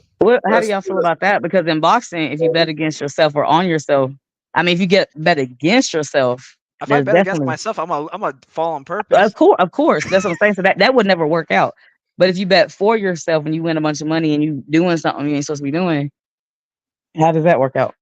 So this I'm gonna say this and I'm gonna get up out of here. This is all bogus because of the fact that you listen, man. As soon as you test positive for something that you don't supposed to have in your system, then all of that stuff, all bets are off. But here's the thing: the bigger issue is the money that's involved. So let's say, for instance, they knew that the man had some steroids in the system or PEDs, whatever, what have you. A lot of times that's going to impact our event. And we don't want to lose money. So we'll go Right. ahead and announce that on the back end, and we'll figure it out afterwards. But then, okay, so then it comes to this. He wins the fight, but it's known that he was using PEDs through the drug testing. Right. How in the hell, if I bet money on Devin Haney, he cheated, shouldn't I get my damn money back? That's what I'm saying. That's the whole thing I'm saying, because it's like you feel like you should get your money back, but I don't think that anybody got their money back. Business. The betting. I don't think nobody gonna get their money back. The betting is They a dark do, business. because they still haven't overturned it yet. Anyway, No, they haven't. So maybe if they overturn it, then you How might you have gonna go back to take everybody's money away after No, you that? have to take everybody's money away and give it to the other people. That's not that. No, it doesn't make sense. I don't think they're gonna do that. I think once the decision's made in that moment, that's it. But once they switch it later on, they better have that in their writing. Like it's hard. Yeah. Somebody gonna get sued. Somebody gonna get sued. I'm gonna put some big money up. And Sorry. I'm like, dang, I know he gonna beat Ryan Garcia, right? Garcia out here. But you cheated. Yeah, I'm putting 100 racks on this dude right here. Yeah. My whole life savings, I'll put it all on it. Yeah. That's interesting to find out what's gonna happen with that, but somebody's gonna get sued, it sounds like. I don't know if y'all bet on that fight, but I definitely did not. I didn't. No, my cousin did. He put 20, I think $20, I think, on a I can't remember, but he won on Ryan, but he won $400. Yeah, some of that too, like the way they have it. Sometimes you can go with the underdog, but they also have it where, let's say, for instance, see, I messed like all these little different bets, things that can happen. Yeah, so Canelo lost me some money because it had on there, if you put down that he was gonna knock down McGee 2 times in a fight. If you put $10 down, you was gonna make a whole bunch of money just off of $10. What's up? And then when he knocked him down, I'm like, damn, Canelo go for the kill. Man. Yeah, do it he showed mercy, bro. Yes, he did. Like, come on, man. Because of his mercy, he made you lose money. Right. That's messed up. The other day though, too, so on the sports betting, I had this 4 parlay. And I had all 3, but it was the 4th one. So it was a basketball game. It was the Celtics versus the Cavaliers. So all the Celtics had to do was win by 8 points. Now, mind you this, last play of the game, they up 9. They just let this one dude go to the rim. He go and lay it up. Only way this is the last play of the game. The only impact that had was fucking up my money. Like I was mad as I don't know what, man. My son be trying to do all that. Like he'll put little money and like he'll win money and then he'll do one for me, and I never win nothing. So I said, you're not doing that for me no more. No more. But I did come in 2nd place in fantasy football this past year, so I was pretty happy about that. I won like $75. No, $150. $150. And the top person won like I think $250. And I got really lucky. I'll tell you that. That's all I can say. But now betting on boxing is just a totally different thing, because like again they'll have so many different options of what's gonna happen, and you just got to be really fucking lucky to win. Tell you what though, put your money on Gosdick. Like I think that's gonna be stop. That's messed up, bro. I'm not saying that he's gonna win, but I'm saying that where the odds are. Do you see how big he is? Yeah, dude, he's bigger than Benavidez. Way bigger. And so Gosdick, like I say, man, he put Superman in the hospital, man, down in Stevenson. he really had a good fight. Like he was putting it on better be. He was up on the cards. I'm wondering why is Benavidez? Nobody really outside of the boxing world really knows who Gosdick is like that. Why, man? Like, why are you fighting this dude at 175? Like, why are you doing that? And I'm gonna say this: he was I think that was Beterbievo's hardest fight was against him. Yeah, very much so. Yeah. And oh man, hey, you're making me so nervous, bro. I'm already shaking, bro. I don't want Benavidez to lose. That's a tough fight, man. If Gosdick is like maybe 85% of what he was a couple of years back, that's gonna be a daunting task. He keep that jab on you, and that right hand, he be hurting dudes, man, putting them to sleep. He's slightly taller and slightly longer than Benavidez. And his style, like with that jab, that And 1-2. I would say Volzdik is a better boxer than Plant and Andrade and pretty much anybody on Benavidez' resume. He's the most sturdy. Yeah, I would 100% agree with that. But He's real who sturdy. y'all betting on though? Who you gonna put if you guys bet against Benavidez, I don't think I'm gonna pop on here no more. Yeah, but listen, I just want to know. Benavidez is you not gonna win money betting with I Benavidez. know, I Unless know, you- Probably not. Right. bro. I'm like the biggest Benavidez fan there ever was, bro. Really? Yeah, Is that your? That's one of your my favorite guy. boxers of all time. That's my number one. He's my number That's one. your number one of all time. Yep. What? I respect him, man. And Okay. he's the one that got me into boxing. I just turned on the TV, free PBC was on there, Really? and he was fighting. He was like 12-0, 11-0, and I was like, bro, this kid's really good. What is this? And then that's when I started getting into boxing. And then I was like, it was like Wow. 2016, I think. And then yeah, after that, I started getting into more boxers and more boxers and more boxers. Seriously. But Benavidez, Inoue, and Ennis are my 3 favorite fighters right now. So how did y'all? How'd you get into boxing? How did y'all get into boxing? Because now I know you Benavidez. Really, that's who got you into boxing? Yep. Wow, that's crazy. I'm ashamed to say, you know what I mean? That'd give way too much, insight on how old I am. You know what I'm saying? Nah, go ahead. Go ahead. Don't matter. I'm old too. Don't worry. Yeah, it was way back in the day. I remember being. I ain't even gonna go that far back, but I'm gonna just say that. Now you gotta tell what got you into boxing. Like what was the? Well, what got me into boxing, to be honest, is my family. We would go, and my sister was the only one who had like HBO and stuff like that. So when the big fights would come up, and I'm the youngest in my family, I would ride with my brothers to go see some of the big fights, and that was like back when like Larry Holmes was out. But again, I'm a baby, young, but I remember going to see some of those fights. Hector Camacho. Ooh. So you went to these fights? No. When I started going to fights, I saw Roy Jones fight. So it's like just going to watch it on TV somewhere, going to a party or something.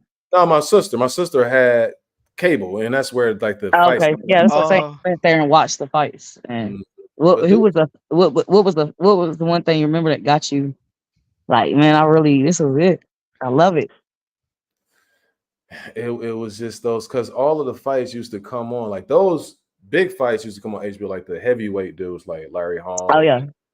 But you used to have like really good fighters on ABC. So you had Pernell Whitaker, he used to fight. I mean, I even remember you had to be free, you could watch them just on TV. I'm saying these like the world champions, like when he was fighting lightweight, see the way it was set up then, lightweights rarely, unless you was somebody who was so gregarious like a Hector Camacho, they fought on HBO. But typically, like the lightweights and things like that, you would see them on ABC. And so I remember, Pernell Whitaker, he was fighting Jose Ramirez, and they robbed him. He fought him out there in France. It was like right around the time the Tour de France was going on. But we might need to go find this fight to see. Oh, I think I remember. Is it the Argentinian dude with a bunch of fights, like over 100 fights or whatever? So the Argentinian was somebody he went up to 154 to fight, but Jose Ramirez was from Mexico, but he did have about damn near 100 fights that he fought. So I think those two different dudes that you're referring to, but no, all of those guys, man. I remember seeing, again as a kid, Ray Leonard, Thomas Hearns. So that fight, I remember Hagler Hearns. Hagler Hearns fought April 15th, 1985. That was tax day, and that was that was one. That was on a Monday. 1 year old. The fights didn't necessarily always come on Saturday. You know what I'm saying? Like that big fight on a Monday night. Yeah. Yeah, man. So all of that, like, so really I wanted the fight. So when I was coming on, I used to see Hector Camacho and all those dudes. You used to see Michael Spinks and you ever train? Yeah, but so I told him, I remember Hector Camacho was fighting. I had a whole little thing that the way I was going to approach it. I said, man, in the summertime, I'm gonna go ahead and go to somewhere like there. And then in the summer, no, I said in the winter, I'm gonna go somewhere like Puerto Rico or somewhere that's warm, Florida or something like that. That's where I'm gonna train down there. So I'm telling all this stuff to my father. I remember my father used to go on the patio and he used to smoke his little cigarettes, and then they come back in. So when he came back in, he said, man, he said, that's the only thing that I don't want you to do. He said, I don't want you to box, man. What? Yeah. So, but I would have been so happy if my son told me he wanted to box. I would have been like, thank you, God. Like, let's go. I was good at other stuff though too. Like I was like at that time, like I played football and I was the quarterback. But then I also played basketball, and eventually we were like the 4th ranked team in the nation. So he's like, man, go if you're gonna play sports, do something like that. I just don't want, because he was saying like the head injuries and things like that. So I just, Talking about football, I mean, I feel like you got. I wasn't gonna play football though. You know what I'm saying? Like I just played I just was good at football. But basketball is my love. It was like, man. So that's what kind of steered me away. You know what I'm saying? But I guess but you just like but who was there one fighter that made you feel some type of way? Like, yeah, like who was your first favorite fighter, I guess? Ali. Oh, of course. I think Ali's everybody's favorite fighter. So and if y'all haven't been to the Ali Museum in Louisville, Kentucky, you need to go. Like, I've been there twice. I took my dad for his birthday. He had the best time of his life. It was so amazing. What's Louisville like just in general? It's when we went there, honestly, it was so awesome because we went straight to where Ali grew up. You can go to his home where he grew up, you know what I mean? And you go take pictures out in front of his house he grew up in. You go down and Louisville is actually, it's a pretty city. It's a little cluttered for me. You know what I mean? It's a little cluttered, but you can go, and literally we had to take a detour because there was an accident. So we ended up going by Ali's high school. And I said, when we pulled up to school, and this is on Good Friday, and I was like, man, they're in school. And this school looks old as hell. And I looked, it said Central High School. That was the exact school that Ali went to in high school. Is it still open? Yeah, it's still there. It's still open. Yeah, there were kids there. And then, so when you go down past the school, you just really turn left, not too far down the road, and you right there at the museum almost. So, I mean, it's just and they have, Ali Street, they have all this stuff for him. And, I wish they had a little bit more because, to me, I think he just is the most amazing person ever for so many different reasons. And the museum is just the most beautiful. Like, it's just the best. Everybody should go. If you're a boxing fan, you have to go to the Ali Museum. Get that experience. Yeah. It's such a great experience, and just being, you, like I said, you can go to his, we went to his gravesite too. So we went to his home where he grew up, went to the museum, and then after that we went to his gravesite. So it was like we kind of did like a whole little thing of his life, Yeah, what's crazy? So when I went, it was a couple of years ago. Me and this lady, we went to Virginia Beach, and so I'm up here in near DC. So when we went down there and we were on our way back, I saw Norfolk, city of Norfolk, which is right up because you got the 7 cities. Like you got I don't know if you're familiar, but you got Newport News down there. You got I'm not a big Virginia Hampton and all that type. So you got the places where you got the Iversons and all of those people that were there. You're from those areas. But as I'm coming up the highway, I see Norfolk. And I told her, I said, baby, I gotta stop over here because I saw where it said the Scope. And that's where Whitaker used to fight some of his homecoming fights. I said, man, I got to go over here and just, see where Pernell Whitaker used to put in some of that work. Was he from Virginia Beach or was that where he got killed? He's from Norfolk. Norfolk, okay. But that happened in Virginia Beach? Yeah, all of that stuff, they all the same thing. Like that's why I said kind of like real close together. Yeah, the 7 cities really the same city. Okay, gotcha. It's just different parts. But that's where he got killed. Like when that car ran him over. Crazy. Yeah, but I love all of them, man, and so have an opportunity to see Roy Jones fight a few times. Like that was very impressive, man. I seen him fight against Reggie Johnson. I'm friends with. I'm friends with Reggie Johnson. I've hung out with Reggie plenty of times. Yeah, man. You know what I mean? And Reggie is a really cool guy. He really is. He is.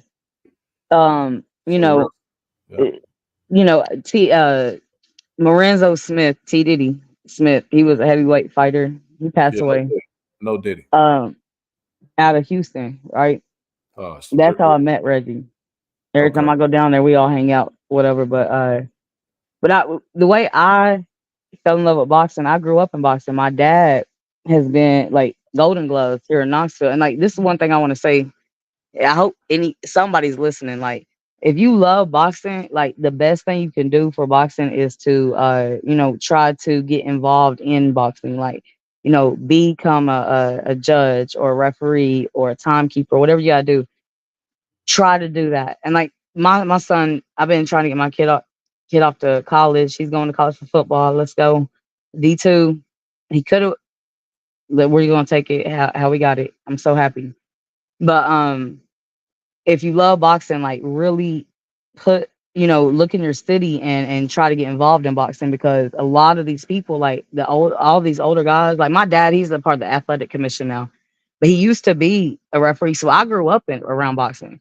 My dad picked us up on the weekends. My parents are divorced. He picked us up on the weekends. We'll go watch boxing. You either had to love it or you just had to be miserable. And I just fell in love with it. I love that, man. That's awesome. actually what happened. But I really say if you love boxing, get involved with it, because I don't want it to die. And like even here in Knoxville, like Golden Gloves, like we had Big John Tate. Yeah, Big John Tate lost to Weaver. Yeah. I remember that. And so we had him. He came out. Well, I can't remember if he was really, but he's trained here, right, at the Golden Gloves. But when you look at Golden Gloves now, and guess what? Golden Gloves is free. You can bring your kids for free to box. Mm-hmm. But it's dying because you don't have enough officials. You don't have enough people doing what they need to do. My dad's still involved though. He's part of the athletic commission. My dad, he just is an amazing guy. And I told Tom I'm gonna have him do an interview with him. Because he knows exactly what's going on. But yeah, if you love boxing, get involved outside of it. You know what I mean? Amateur. I love amateur fights. I don't know about y'all, but I love amateur fights. It's always fun. For me, that's what I think in the future. I definitely want to get involved, maybe like a judge or. Right, yeah, you can be a judge, or even a camera person, just somebody there. Being a judge is extremely hard, because watching a fight for enjoyment and fun is totally different from watching one and judging it, because it's so totally different. And see, that's what scares me, because I'm like, my dad's like, what? He wants me, I don't want to do it, but at the same time, I'm like, I ain't had the time. I got to give a shout out to, actually, I know a judge. His name is Joseph, and I talk to him on a regular basis, and he's a judge in Asia. He does a lot of fights in Asia. Yep. WBC Asia, and he does a lot of I don't know I forgot which countries he's been in, but yeah, he's done a few fights for the WBC. I want to see some videos of that. Hey, there was a fight here in because y'all know Christy Martin, right? So y'all know who Christy Martin is, right? Yeah, she's from my West state. Virginia. Yeah, she's from West Virginia, right? Oh, I thought she was right. I thought she's in North Carolina. But no, she remember when she got a whole story. So she had a fight. She's actually been a matchmaker, and that was always my dream, just to be a matchmaker, because I just want to match people up. But a lot of people don't want to fight when you match them up. So, but she's a matchmaker. But they had a fight down in I think it was Nashville. Probably about Ty, you still there? Yeah, I'm here. That fight, I asked my dad about it. Guess what he said? He said, yeah, he was there. He said the dude pushed him out the ring and kicked him and everything. Remember what we was talking about? But that was Christy Martin. That she did the matchmaking for that. Oh yeah. So that was crazy. Yeah. That was horrible. Like, so I don't know if they know about it, but like, yeah. Wow. I don't remember what weight. Do you remember, Ty? Who was fighting? It was a guy that walked out on Afia Jabba. You talking about the one that just? Oh yeah, I remember that. I remember. The dude knocked him out the ring, then kicked him. Wow. Yeah, it was Curtis Harper. I'm like, man. Is Navarrete fighting tonight? Yeah, he is. Matter of fact, is that a good fight? It's a decent fight. It's actually he's fighting a top 10 guy in the What's it WBO on? ranking. ESPN. ESPN, right? ESPN. Normally. Yeah, I Maybe might we have- should get on that. they be fighting too late though. But the piggyback off what you're saying though, there's a couple things. I'm gonna go to my spot, have these nachos and a few margaritas. Nachos. Yeah, definitely. That's my Saturday because it's raining around here. I don't know what the weather's It's like. raining here too. It's raining here too. Damn, it's raining everywhere. Yeah. So I mean, I'm right next to you. I'm in North Carolina. I'm between you guys. I'm in Knoxville, Tennessee. Oh shoot. Yeah, Knoxville. I've been there. No, I haven't You been. have? No, it was Nashville. I went to. Yeah, Nashville. Nashville was like 3 hours away. Yeah, I almost ended up going to Knoxville one time. I was coming from Jackson, Mississippi, and I was driving to Atlanta, and I got some gas on the highway, and I ended up turning the wrong way, and I was seeing the sign that said this many miles to Knoxville. I'm like, I'm going the wrong damn way. So, I ended up- Man, people love Knoxville. Like, we got Gatlinburg and Pigeon Forge. We got, what I mean? We have a lot of fight. Like, we have a lot of fights here too, but That's what's up. not Maryland? as many. I just, like I said, if you like boxing and get into helping out with it, you know what I mean? It's not really for me though, Chris G. It wouldn't be no dang on judge because I judge people on being honorable, but I don't like to put myself. Yeah. I got you. If you bias, you No, got but, yeah, so I wouldn't want to put myself in a situation where I'll be dishonorable. If Right. I mean, like, if I racks was, in my pocket and say, I want it's- to go ahead and vote for Navarrete. I don't give a damn. it's almost like picking somebody for jury. It's almost like picking somebody for jury duty. You can't have nothing behind you. You gotta go in and really watch the fight. But judging it is extremely hard because people sometimes you'll think punches are landing, they're really not when you're just watching it for fun, right? Yep. But the punches ain't really landing, and if you're judging it, you would really have to pay that much attention, and it's extremely hard. It's not an easy thing to do. I mean, if I was judging Benavidez' fight, I'll give him 11-9 rounds. Of course you would. Like, And see, that's why you should never be a judge. Then I guess don't do that. you know what I mean? This is the first time ever that, you know what I'm saying? But don't do that. Don't become a judge. But begin. But I'm gonna tell you, like, Georgia be having the best fighters coming out of Georgia. There's a lot of good fighters, like amateur fighters coming out of Georgia. There's a lot of good fights in Chattanooga that happen, Nashville that happen. So Tennessee's where it's coming up. I hope that I told Todd, I said my dad said he's gonna take me to a fight in Las Vegas, and I'm just waiting for the right one. I'm like, let's go. But we don't really have a lot of big fighters coming out of Knoxville or out of Tennessee. Caleb Plant. I think he's all right. He's straight. I think he's all right. He ain't the best, but I like him because he's a solid guy. He is a solid guy. He is a very solid guy. But see, when you say you like boxing, that's what I'm gonna say something. Every time I hear you say something about boxing, like, it's really, you have more personal. It's more personal. It's not how they fight. No. See, that's how I feel like. So a little bit to me, I feel like you more like. Okay. So he's a good guy. Okay. No. That's how I feel about AJ. I can separate the two. So if somebody is good, I gotta tip my hat to him and be like, nah, dude, get busy. I'm not the biggest Terrence Crawford. He's a why would you not? Oh, I just don't like my why you not a Terrence Crawford fan? Please explain. Because I think that he fights. He easily makes fights when he has all of the advantages. Like he's actively seeking. Hear me out. He's actively seeking out all of the guys that want to court because that's advantageous for him. That's easy work. But when it came to Spence, no, I need this, I need that, and I need this, and all of that type of stuff. It's always a problem when it's those upper echelon dudes. That's my problem with Terrence Bill Crawford. Now, is he one of the greatest? I think so. I just think he's one of the weakest number one pound for pound talent guys because he does that sort of thing. But I agree. But at least you said the weakest pound for pound guys, because he definitely is pound for pound one of the best. Like you so that's good. About, and that you could have easily replaced Terrence Crawford's name in that sentence with Canelo and Floyd. But see, here's the thing. I mean, okay. Can I reply to that? Yeah. The reason why I've never seen Bud fight a Canelo Alvarez. Westcombe's 36 years old and fought Canelo Alvarez.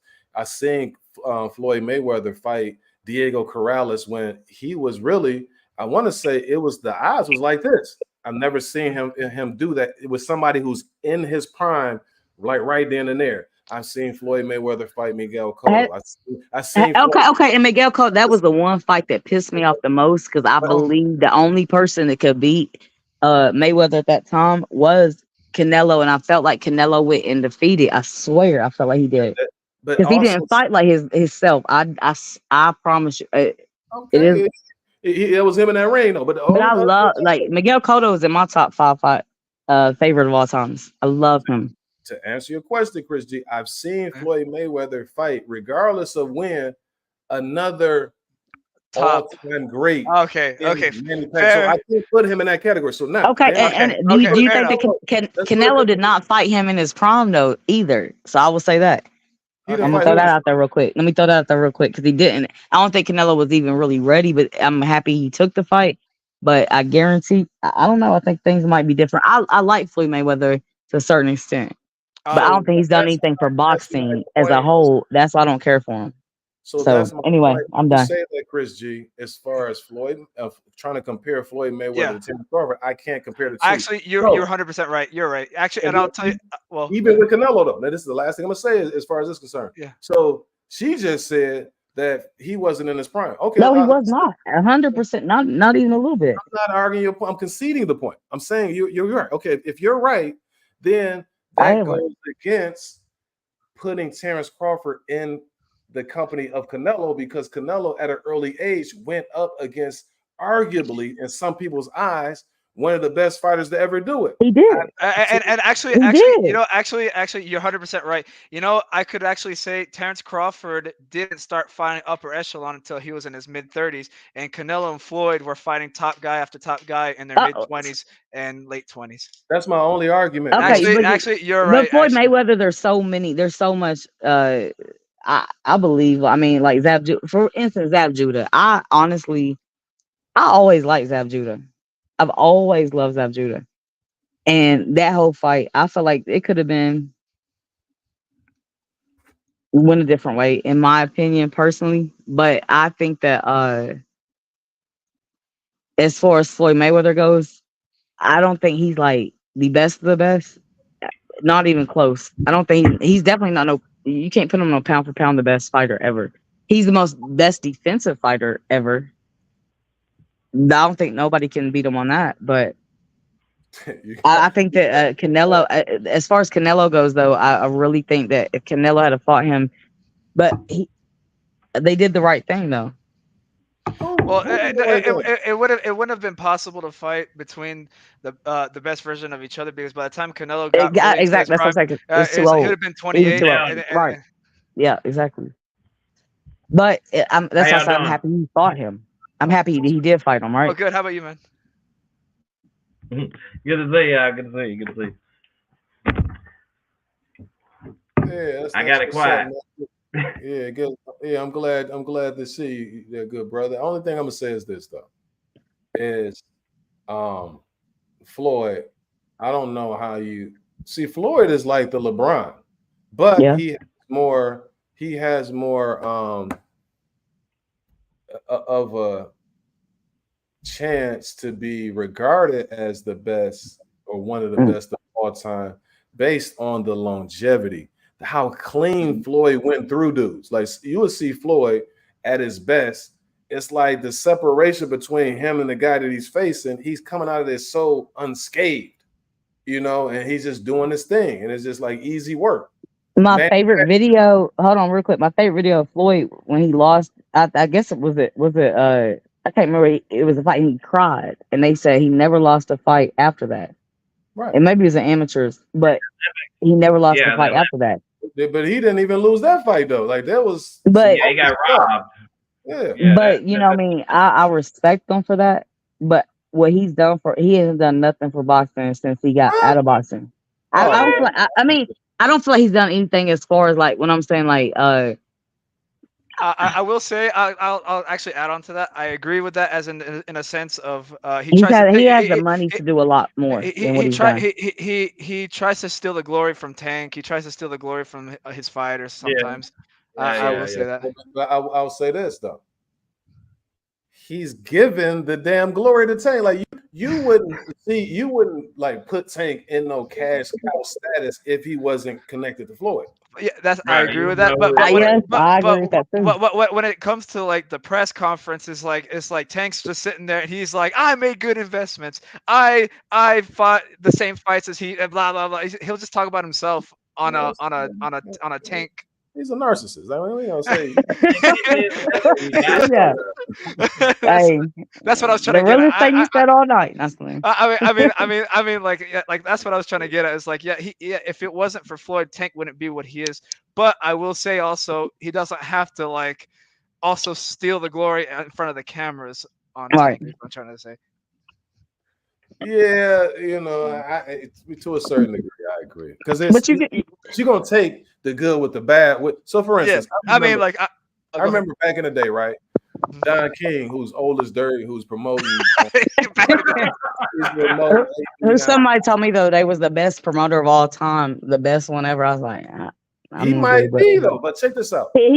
So check this out. As far as like what you said, as far as Floyd, where he's still in the glory, but he's also allowing you to be more recognized than you ever would in dealing with him. So I remember Don King. It was some guys that he had like a Tim Witherspoon and people like that, and they'd be like, "Well," and he'll make maybe $2 or $3 million in a fight. He'd be like, "I'm leaving Don King because he stole $1 million from me." And I'm like, dude, you ain't really $1 million dude, but he already got you 3 million, but you mad about the million that you say he stole.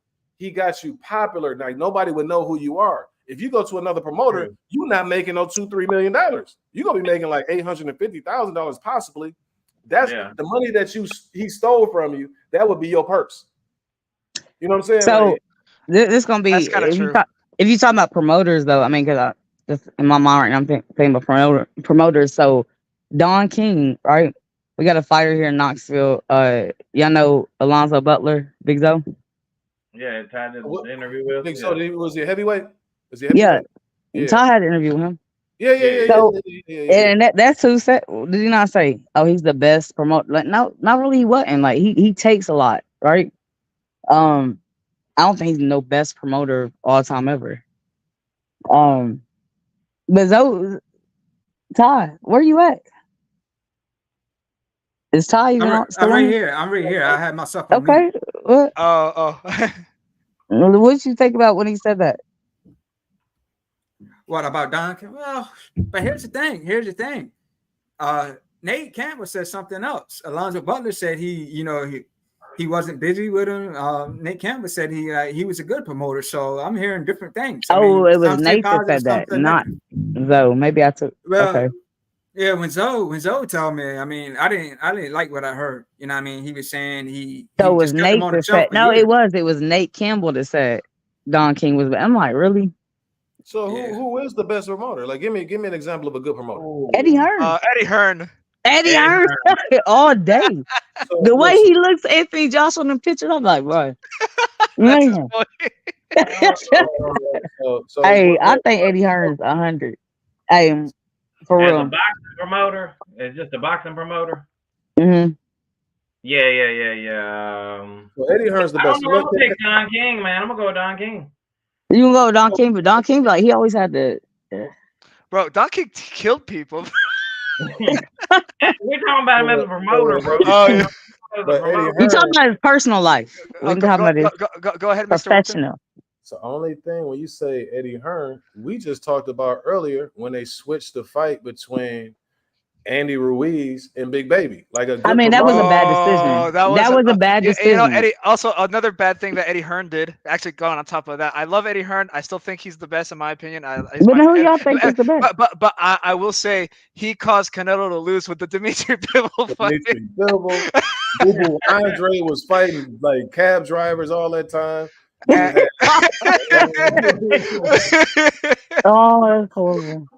sure Luis Ortiz wouldn't be fond of it either. I would be this. I'll say this. Yeah. Eddie I mean- Hearn pays his fighters really good and keeps them busy. I like the activity. Exactly. That's what I'm saying. So I would say every promoter gives bums to their. Or not, I'm not gonna say bums. Nobody's a bum. But I would say every fighter gets easy fights, sort of like easy fights, kind of. Okay. Well, who do you think is the best? Because y'all obviously don't think Eddie Hearn's the best. So But every promoter does that. Every promoter. you said Don King. Still saying Don King? I say it depends on what your criteria is. Like, are you talking about who put on the best shows? Where me as a viewer, Who was who would if you were a boxer right now, you had to pick one. Who would you pick? Oh, I would pick Eddie Hearn. Right now, I'm saying, but that's different than saying who's the best promoter for the viewer. No, I'm just saying. To me, whoever you pick is gonna be the best one you feel like, I'm right? saying John King the best of longevity, partially. He's got. I mean, yeah. And the name sparks everything, so that's gonna bring money anyway. Yeah. So I guess you have to deal with a lot more issues than the other promoters had to deal with. Eddie Hearn doesn't have to deal with a lot of stuff, and he has. Fortunately now he got Turkey Al-Sheikh, you know what I'm saying, who got all the money. So yeah, he's gonna be able to like lend his name to some of the stuff that's going on out there with the Saudi Arabia stuff. But when I look back at some of them fight cards that Don King put on, listen, man, he had some fight cards that had Julian Jackson on there fighting against Gerald McClellan. He had what's his name?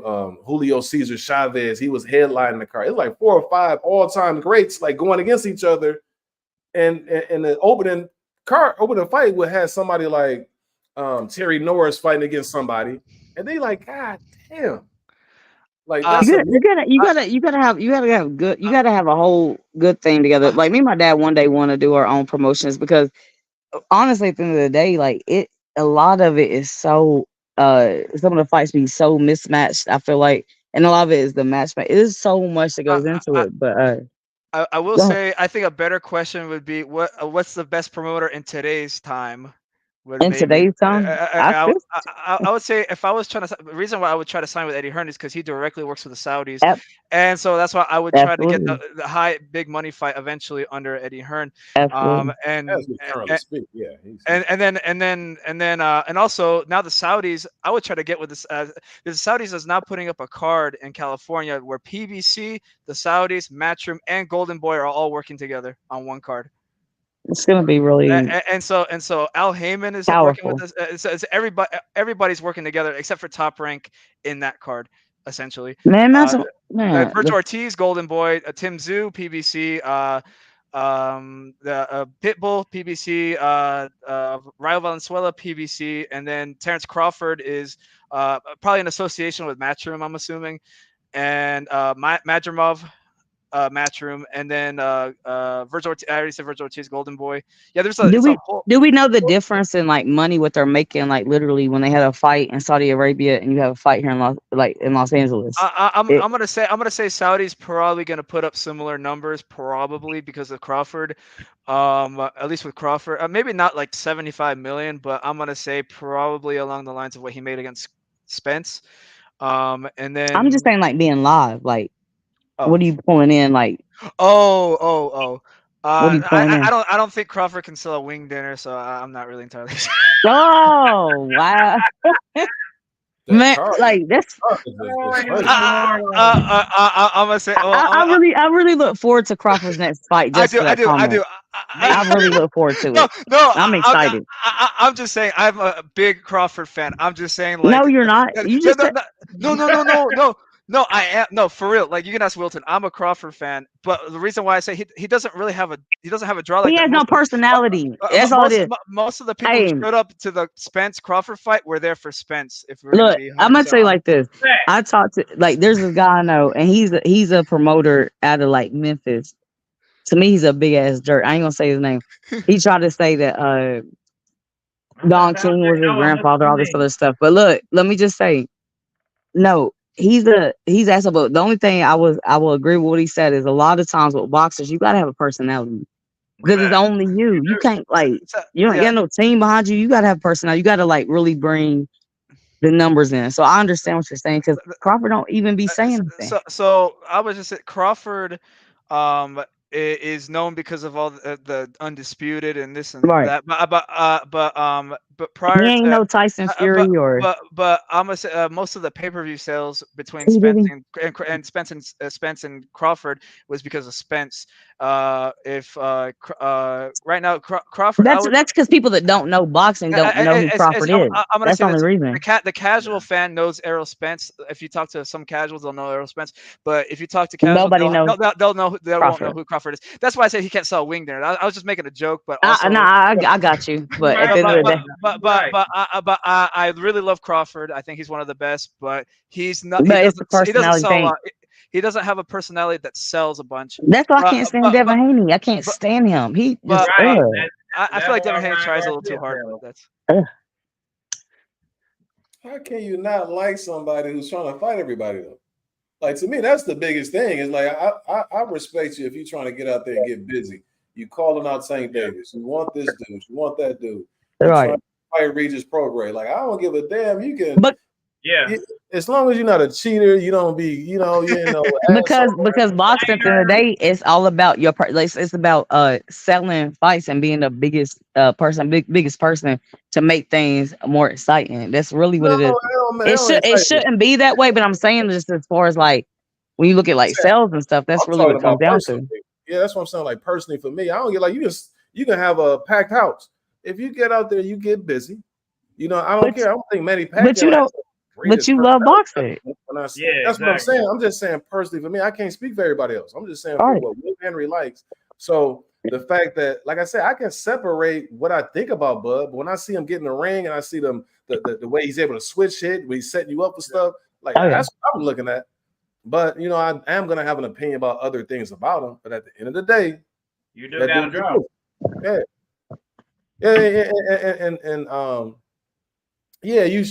He's not.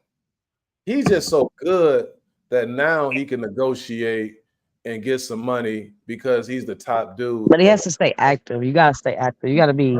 I think he should have fought already by now. Like I mean, it's so much going on. You gotta stay active. You know that one of the biggest reasons why I think Crawford shouldn't be in the top 2 is because he's super inactive. That's what I'm saying. Like you gotta stay active. Like why are you? I would say outside of all the arguments you can have, I would say the worst thing about him is the inactivity. Fighting that's the only thing you can say about it for the past few years. That's the only thing. That's the only thing you can say. That's the only thing you can say.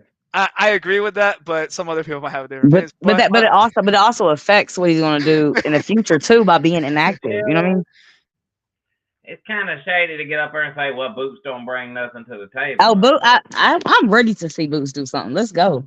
I love Boots. Boots is one of my favorite fighters ever. Hey, Boots is gonna. I think he's the future for 100%, and I can't wait to see what he does. So I think I want to be honest with you. Like I think right now, Boots has a good chance of winning against Crawford. No. I thought you were gonna say Spence.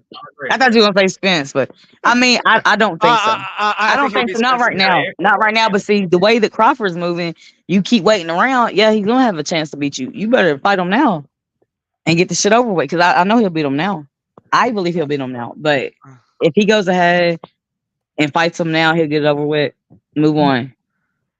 But he keeps waiting. Yeah, there's definitely a chance of him being beat. Y'all think Spence? Y'all think Spence gonna come back being something, or do you think Spence is done? No, I don't think Spence is done. I think Spence. I think Spence could beat Fundora. I think that's possible. He could, but man, come on. I was gonna say, do you guys think Vosdick versus Benavidez is a banana? A banana skin fight? How you like on Benavidez? What fight? The Oleksandr Usyk versus Benavidez. I think that's like a slippery slope there. I think that's a dangerous fight because he's moving up in weight and I think Usyk is the highest skilled person on his resume. Even at this age, I still would think that Usyk is probably the highest skilled person. That if he was to be, even win or lose, would be the highest skilled person on his resume. Yeah. That's a fight you're kind of nervous about. I am, because he's bigger and longer. Benavidez is my #1 favorite fight. I've been. Yeah. I know. We know I, that. You don't say that. I've been to 2 of his fights already, Wow. and Okay. and I was gonna go to this one. I hope you get a picture of them and everything. I hope you can meet him. I hope so too. Hey, please prag it to me, Anthony Joshua, because I'm telling you, that'll be the best day of my life, bro. Like that. Hey, I'm gonna tell y'all real quick. The first fight I cried, like I literally shed a tear, was when he lost to Andy Ruiz that first fight, because I was so and that hurt my heart so bad. I've never, as an adult, shed a tear over any fight, but I shed a tear. I didn't cry like that. You know what I mean? I kind of, you know what I mean? My eyes watered and shit, and a little tear fell. I get stressed out. I mean, before he went on his losing streak, I don't want you guys laughing at me, but I loved Adam Kovnatsky. I did too. I liked him too. I ain't gonna lie.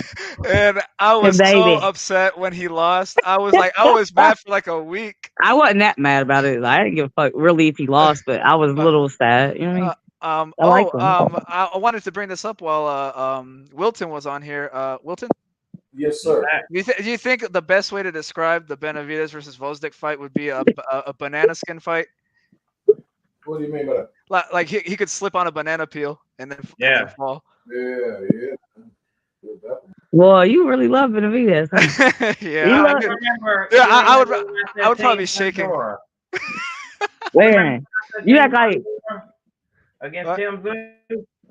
The what? Say that again. What I was betting on, dude. The length, just the length and the awkwardness that something awkward could happen. Because the fight is short notice. And this guy is huge. And how do you prepare for that on 11 days notice? Right. Yeah. Oh yeah.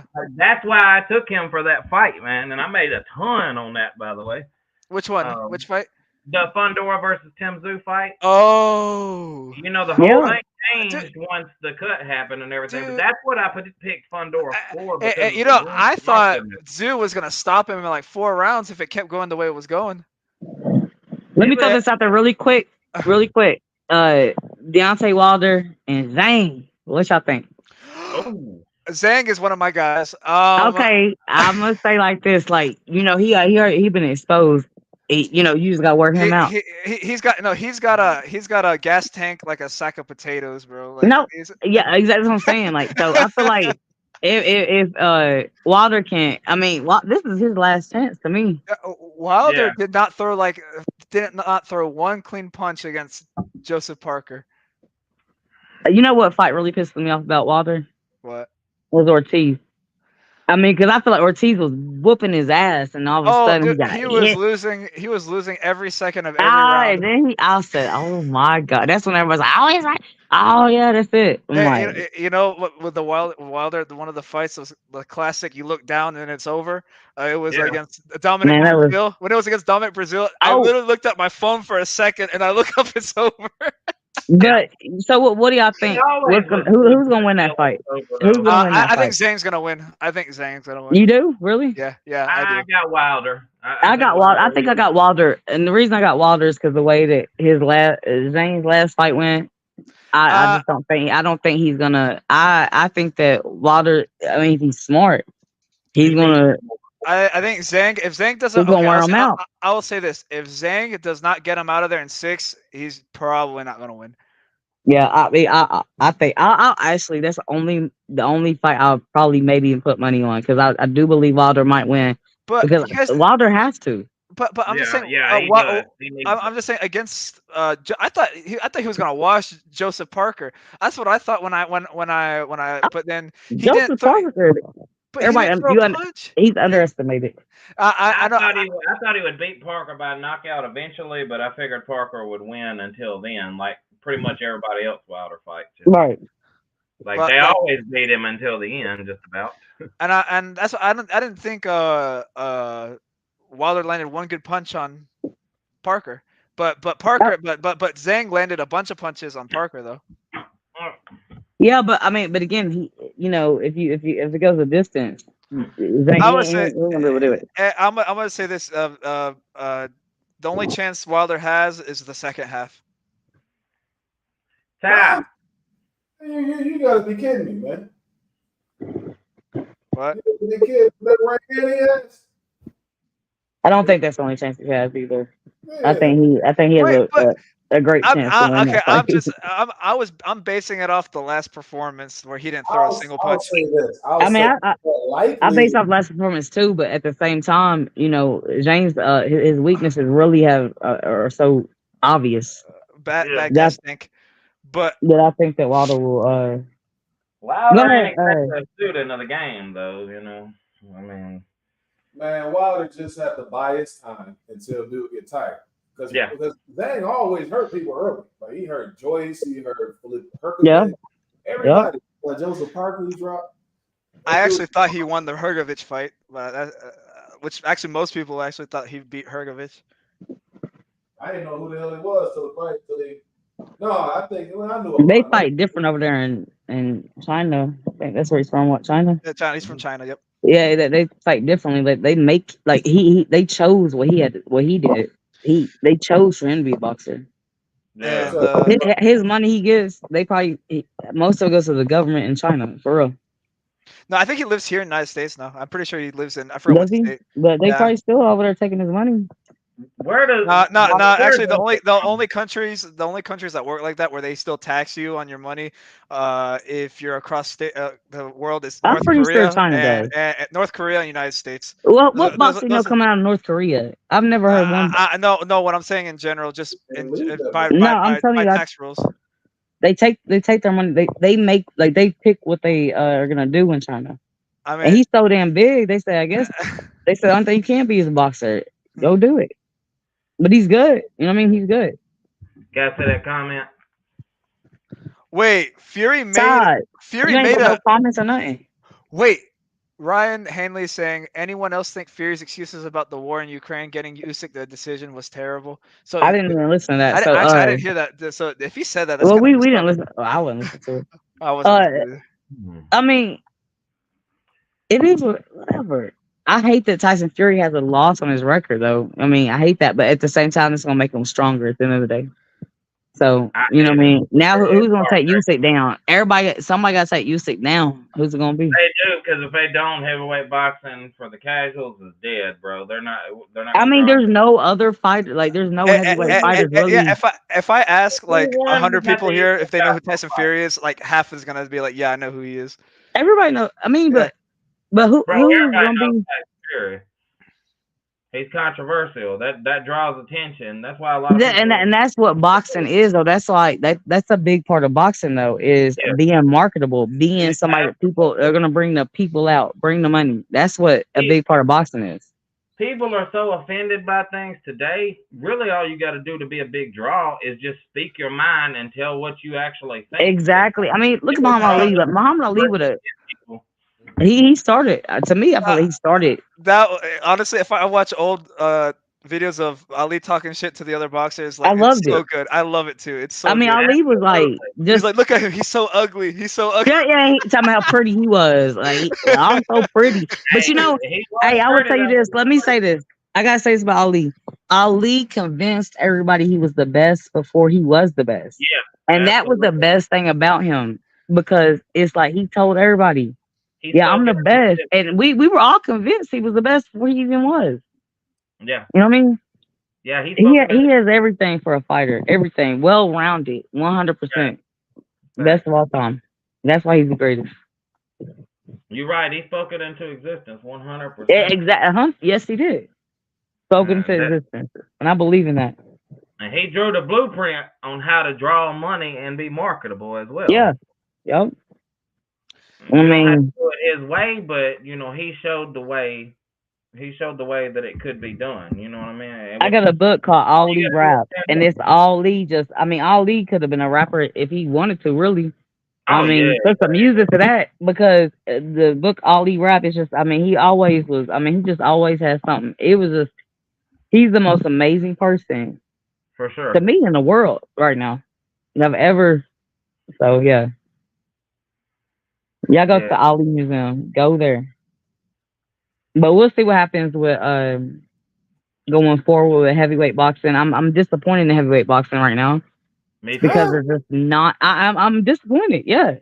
Bro, we're not gonna get our mega fights after this. No, we're not. It's still No, Hrgovic, no. The it's mega still- fight's not going. The mega fight will probably not ever happen.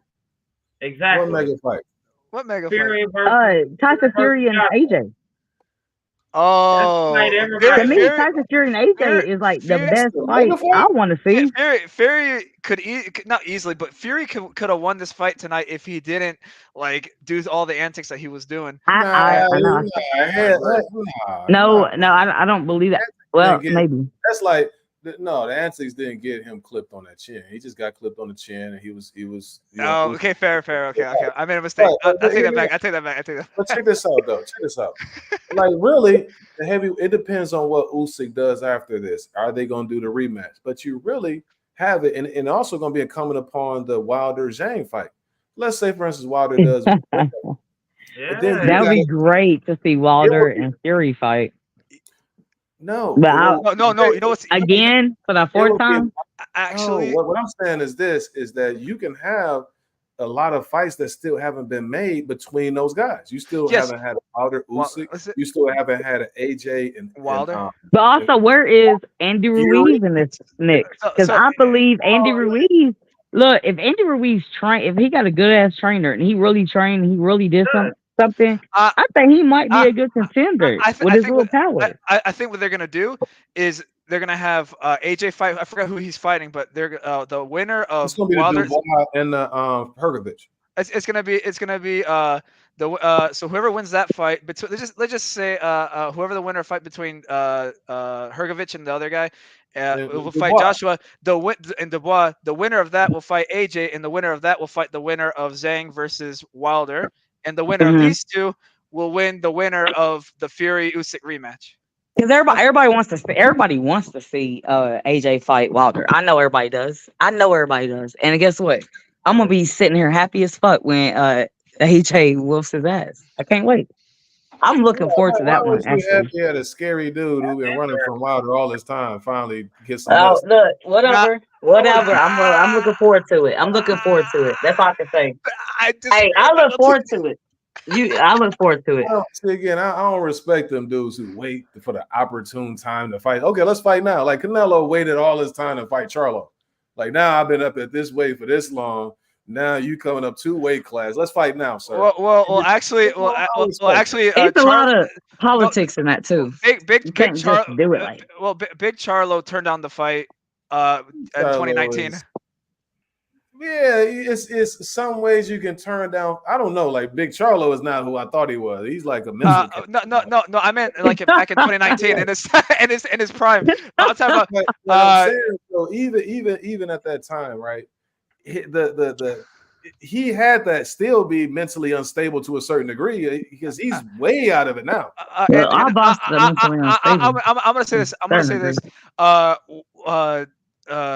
Little Charlo on a video live actually snitched on his brother and was like, "I wasn't the one that turned it down. I would never turn down Canelo."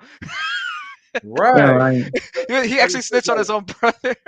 Like even now, Charlo to me, when it like his next fight, if he just apologized to Caleb Plant for the incident that took place at during that time that Spence and Crawford was about to fight. Now that's commendable, but at the same time, he's saying that he don't want to fight Caleb Plant. If he's going to campaign at 168, who is going to light a fire underneath you more than Caleb Plant? Like y'all got exactly like a grudge match. So I don't exactly. know what this dude is. Yeah, he's going through too much. He's going through mentally, it, man. Yeah, so. Like if you want, but you got remember that the mental health of people, how people are. Sometimes it affects a lot of stuff. Yeah. I will say is that Charlo did not look right even after like the during the weigh-in, the press conference, the post-fight. He did not. Yeah, he didn't. He looked good in the fight, but after the fight, you could just tell he wasn't there. Right. I mean, we get like bro didn't want to be there really. Beat up on for what I mean. Ryan Haney just right either. I don't know how good you gonna look after that, but what y'all think? I about know that? what you're saying, but I think I might mess with McGee on that one because Plant is gonna be outboxing him. It's just like the latter part, like McGee is still be coming like for all 12. Plant is a better fighter all around, but he's just young and hungry, and I think that the styles of them two, it may favor Munguia like as the fight progresses. I would say Munguia. I would say Caleb Plant will outbox him the first 6, and when he gets tired, Munguia is gonna catch up on him.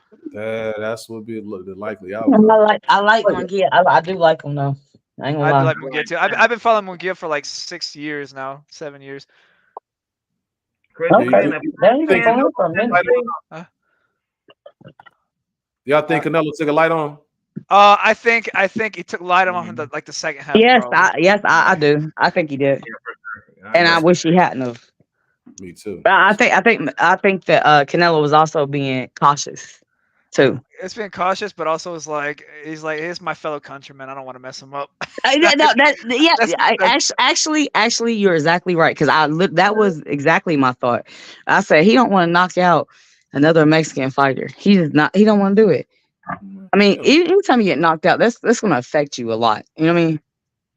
It does, I totally agree with you on that. I think that was a lot of it was he did not want to destroy another Mexican fighter like that. And I think he didn't want to destroy his career. I didn't think he wanted to destroy his career. It wasn't his career. It was just not wanting to destroy this other fighter from Mexico. So I agree with you. Boxing is. I'll tell you one thing. Boxing is the most racist sport. Oh yeah. Ever. Yeah. It's really it's sad because, but see, I'm not like that. Like I'm biracial. My mom's white. My dad's black. My stepmom's from the Philippines. I don't care about race, but you will watch people. Everybody gonna go with their own race most of the time. They should. Yeah, that's to me. That makes sense. You said they should. Why wouldn't you? Like that's what I'm gonna go with whoever I like. I'm gonna go for whoever I like. I'm gonna say this. If I'm half Mexican and half Argentinian, if Duran Ennis was to fight another Mexican guy, and he didn't really interest me that much, I would go for Duran Ennis. Still. Listen, man, it would be. Look, I just say go for whoever I feel like is going the best fighter. I do not do that shit. I don't play that. I do. I don't. But boxing is the most racist sport ever. Because I wouldn't say that's more. To me, it's appropriate behavior. It's nationalism. If my team is going on, can I say that if a soccer team, Argentina is playing against this, that'd be inappropriate of me to be rooting for Haiti again, and I'm Argentinian. Like that's inappropriate. So, but here's the thing, so Tyson Fury against Wilder, you know what I mean? You had that. That's I'm still going for Tyson Fury. The reason why I like Bronx Bomber in that is because he's talking and resonating with the things I want to hear from. I feel you. I will. Okay, when Naoya Inoue fought Luis Neri is from where my dad's from, but I actually still went with Naoya Inoue because I like his style better and stuff. Sometimes I won't lie. I'll be lying if I said I didn't go with sometimes if it's two fighters I don't care about that much, and it's one guy's Mexican and the other dude's a white dude, I'm gonna go with the Mexican dude. Listen, and that's what I'm saying. But like for the most, I mean, at least we can I guess agree on that. Like for the most part, though, like I think people do kind of go off of that if you don't really have a favorite fighter. But I have black fighters, white fighters, Mexican fighters that I love in my top 10. So I don't ever look at a fight like that. Filipino say, well, damn, Manny Pacquiao, I don't like him because ain't no Filipino ever gonna say that. Because guess what? My stepmom Filipino, they love me, but Manny Pacquiao does shit for his country. It don't even matter. He does shit for his country. It don't even matter. Like I don't know what the Mark Mixayo does, but when I see the comments in Facebook, people like Mark Mixayo, he's gonna whoop this person and that. And when he beat Gary Russell, they was excited. As you should. I don't mind that. Now it may be some guys who I don't really care for based on their actions, because if I see them win, then I know it's not in my best interest. Sometimes I'll root against Tank Davis because of the fact that I know he's gonna be cherry picking. Like me too. I was the same way with Tank Davis. If it's the same way with him, I'm the same way with Tank. Everything is equal. I feel like it's inappropriate for me to go with somebody else. But I got oh my God, I got friends though that you know what I mean are big Tank Davis crazy fans. Yeah, you know what I mean? People like, but I'm not gonna go for. I don't care for him. To be honest, I just I don't. kind of want Martin to win, but I don't know if I see that happening. Oh, That was no 10. Is that fight still even happening? I thought something happened. Not with the weight clause. He's not going to win with the weight clause. That's where Is that fight still happening? I thought something happened. And If there's a weight if there's a weight clause, dude, I'm gonna like as soon as the Benavidez fight's over, I'm turning that shit off. but I thought. Oh my gosh, you're so crazy about Benavidez. No, I'm saying. I thought I was crazy about AJ. I'm talking about like Tank versus Martin, and the undercard is Benavidez. But I'm asking. I thought that something happen with Tank that fight, or is that still on? I don't know. Put out that bogus message saying that it was canceled, but Yeah. I think I've seen that. I must have seen that bogus message because I was like, he put a weight clause on Barrios. He put a weight clause on Ryan, and if he puts a weight clause on they saying the WBA got a new thing like they doing what the IBF does. But they just this fight. They just pay money behind the scenes to get that. That's what I'm saying. Yeah, it's bogus, man. But to the race thing, I've never seen anybody like Caitlin Clark. Like, why do you think she's so popular? Like, why is Caitlin Clark, who's averaging like, you talking about the basketball girl? Yeah.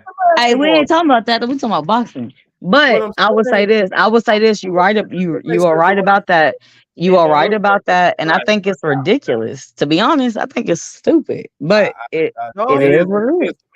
And she ain't even cute. Ain't nothing pretty about her. You know what I mean? She ain't got nothing special. I mean, she's a great ball player, but you know what I mean?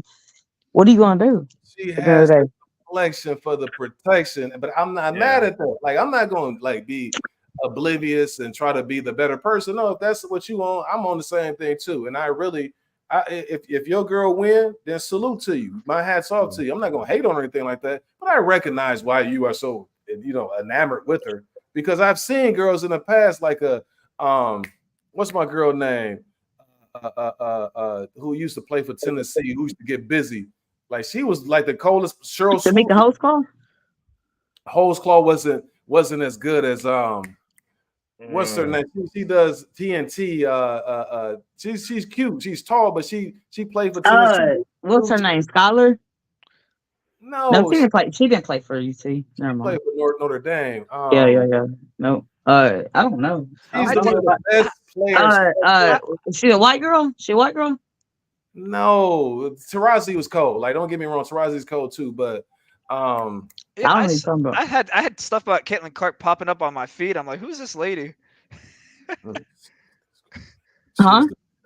Basketball player I've ever seen. Nobody did all this type of stuff for her, and she won 2 national championships. Is what I'm saying. Best Tennessee player. But at the end of the day, in sports, race is always a factor, and it's unfortunate. You know what I mean? Well, it's not unfortunate. My point is not unfortunate. It is what it is. I mean, it is what it is, but it's still unfortunate because, it's like that's the most fucked up shit to somebody. They can't control what race they are. I would rather people like argue over something you can control, not something you can't control. Yeah. That's fair. But that's how boxing has been like that. Boxing has been like that. I thought we were talking about like, oh, he's gonna get a bigger purse because he's this color, or he's gonna get a better opportunity. No, I don't think that's the case at all. I think in boxing, as far as like race goes, it's just like when I say with fans being biased. Candace Parker is the best player I've ever seen. You can play with dudes, man. Like, come on, man. They ain't what doing all that stuff for her. But it is, but that like boxing is just a very racist sport when it comes to the fans and stuff. You know what I mean?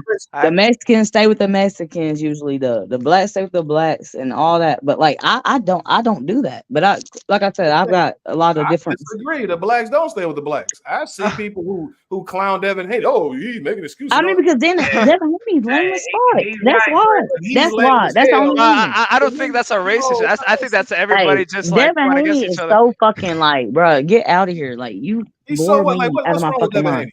See, that's the point I'm trying to make. I don't like them. I just don't like them. Okay. He's not easy on the eyes. He's not the best fighter. Okay, I like Devin Haney. I say he's not easy on the eyes, and he's not the best fighter that I've seen. He's not even close to it. So I'm gonna say this. He's not easy. I don't like Ryan Garcia either, that's though. The reason why you don't like Devin Haney. I don't like Ryan Garcia either, though. It's Tyson Fury easy on the eyes. you like him.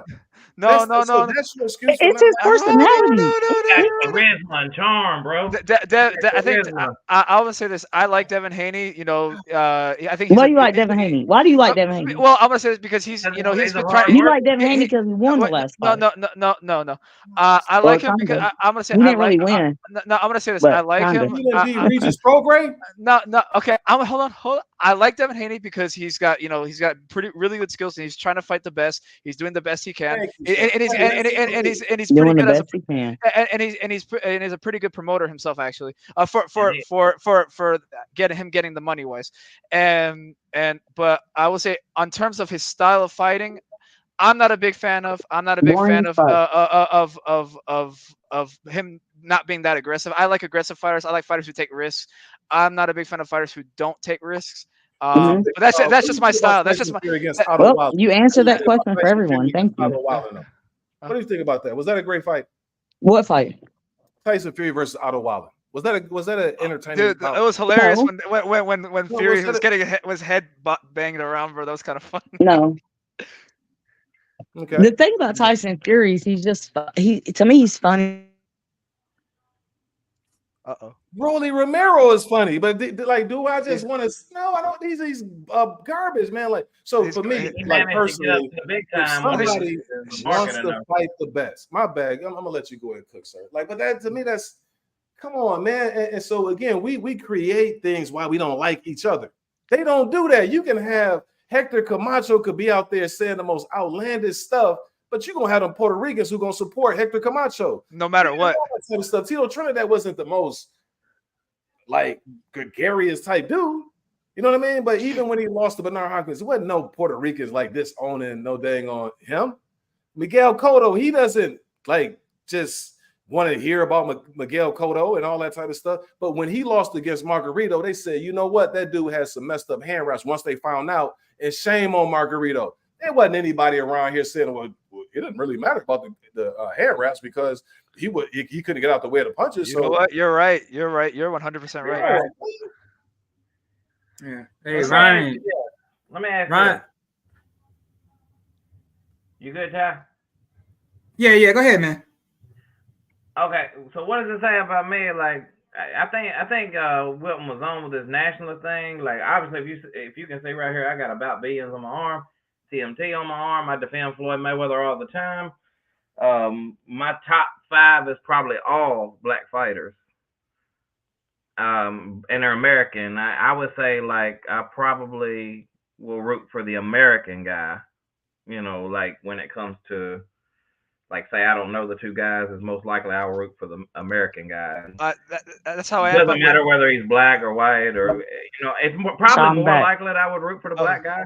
I don't know why, but it probably is more likely that I would root for a black guy if I don't know the two. But I don't really know what this is, but like all of my favorite fighters are black. All my favorite fighters are not black though. Like you shouldn't. To me, you should always like. I just like the best fighter. I like if I like their style, everything just comes around us. I like them. I'm gonna say this. Miguel Cotto is one of my. He's in my top 5, 100. Miguel Cotto. I love Kovnatsky's style. I always enjoyed his fights, even though even though he wasn't like that good. He was just fun to watch. Yeah, he was. Who was that? Adam Kovnatsky. Oh yeah, I loved Adam. I still like Adam. He just stop. He was fun to watch. He was fun to watch, bro. He was fun to watch. What he did to Gerald Washington was the most hilarious thing I've ever seen. Yeah, he was Adam he wasn't a bad person. But boxing is this. Watch what he did. Watch what he did to Gerald Washington, bro, and you're gonna be like, "Yo, this guy." No, I was watching what that Nordic dude was doing to him, and I'm like, "Oh yeah, this is all these Polish people come out." Again, I respect them for rooting for a dude who was very limited. Like, okay, great, you got a guy out there. You had Andrew Galata that they used to come out there and support. Lennox Lewis. You know who else came out? What's his name? Tomasz Adamek. Adamek, yeah. Yeah. I respect that. It ain't no Andrew Galate's an asshole, so I can't support him because of this and that. And like, no, they gonna support their guy. Shout out to you for showing appropriate behavior. That's all I'm saying, man. Like that really irks me, man. But it's certain dudes for me, I can't support certain guys if they clowns. I'm not an Adrian Broner fan. I don't like that idiotic type of mentality where you like less than a man, like you really on that coon type stuff.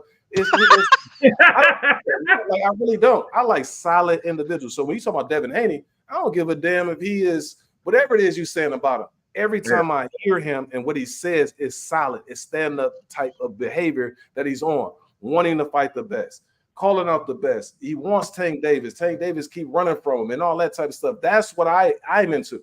Like all that. I respect that. I respect that. I'm not gonna figure out a way not to like you just on your personality and all that type of stuff.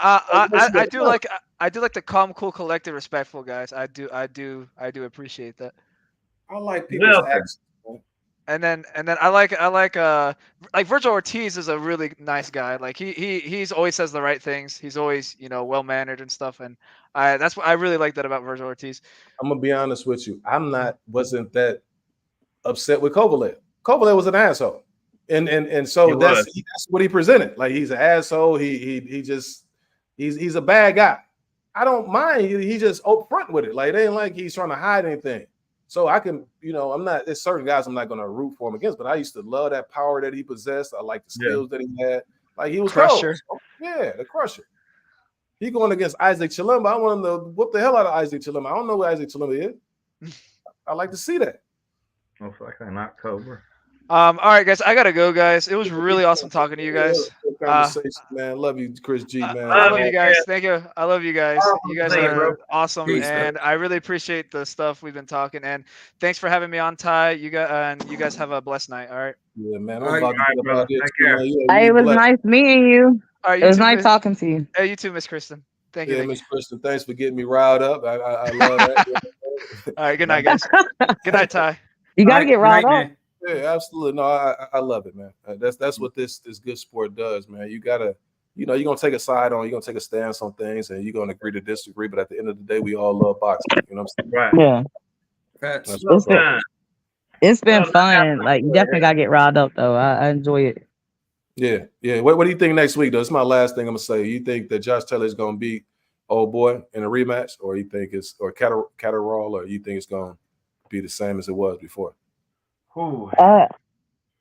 Who you asking, me or Ty? Because Ty ain't said shit all night. Where you at, Ty? Yeah, man. Y'all let y'all have the floor, man. Y'all cooking, man. So, I might go with Catterall, man. I might just go with Catterall. Yeah, why you say that though? I mean, who won the first one? I think they gave it to Taylor, but most people thought that Catterall won. Remember, he dropped Taylor, had him looking bad. Yeah. I would go for the underdog at this point. Taylor. It's just it was too close. Just go for the underdog. That might be the biggest grudge match in boxing. Them dudes do not like each other. Never. Yeah. But so this is ain't no grudge match ever gonna beat Margarito and Cotto. Never. Yeah. But Yeah, that was good. That was really good. that was like I like Margarito. I hate Margarito to this day. I can't stand his face. I can't stand it, man. Why? Because he Well, I cheated. can't stand it, man. So let's see, biggest grudge. Nah, he cheated. Like he really fucking cheated though. But he tore Cotto's face Like up. nah, though. he didn't just take no. Nah. I mean, Cotto But- got his redemption in the rematch, though. They did. Yeah, he did. But like you know, what I mean, the fact that Cotto had to go through that to begin with pisses me off to this day. Like I hate that. That's like the one person in boxing like I can't stand. Like I ain't got nothing for him. I'm gonna say now that was a big grudge match from a cheating standpoint, but just grudge match.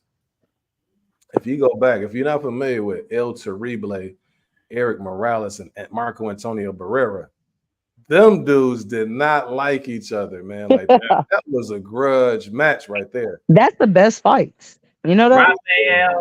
Rafael Marquez and Israel Vasquez. Bro. I remember the fight, but they had some tension too. Yeah.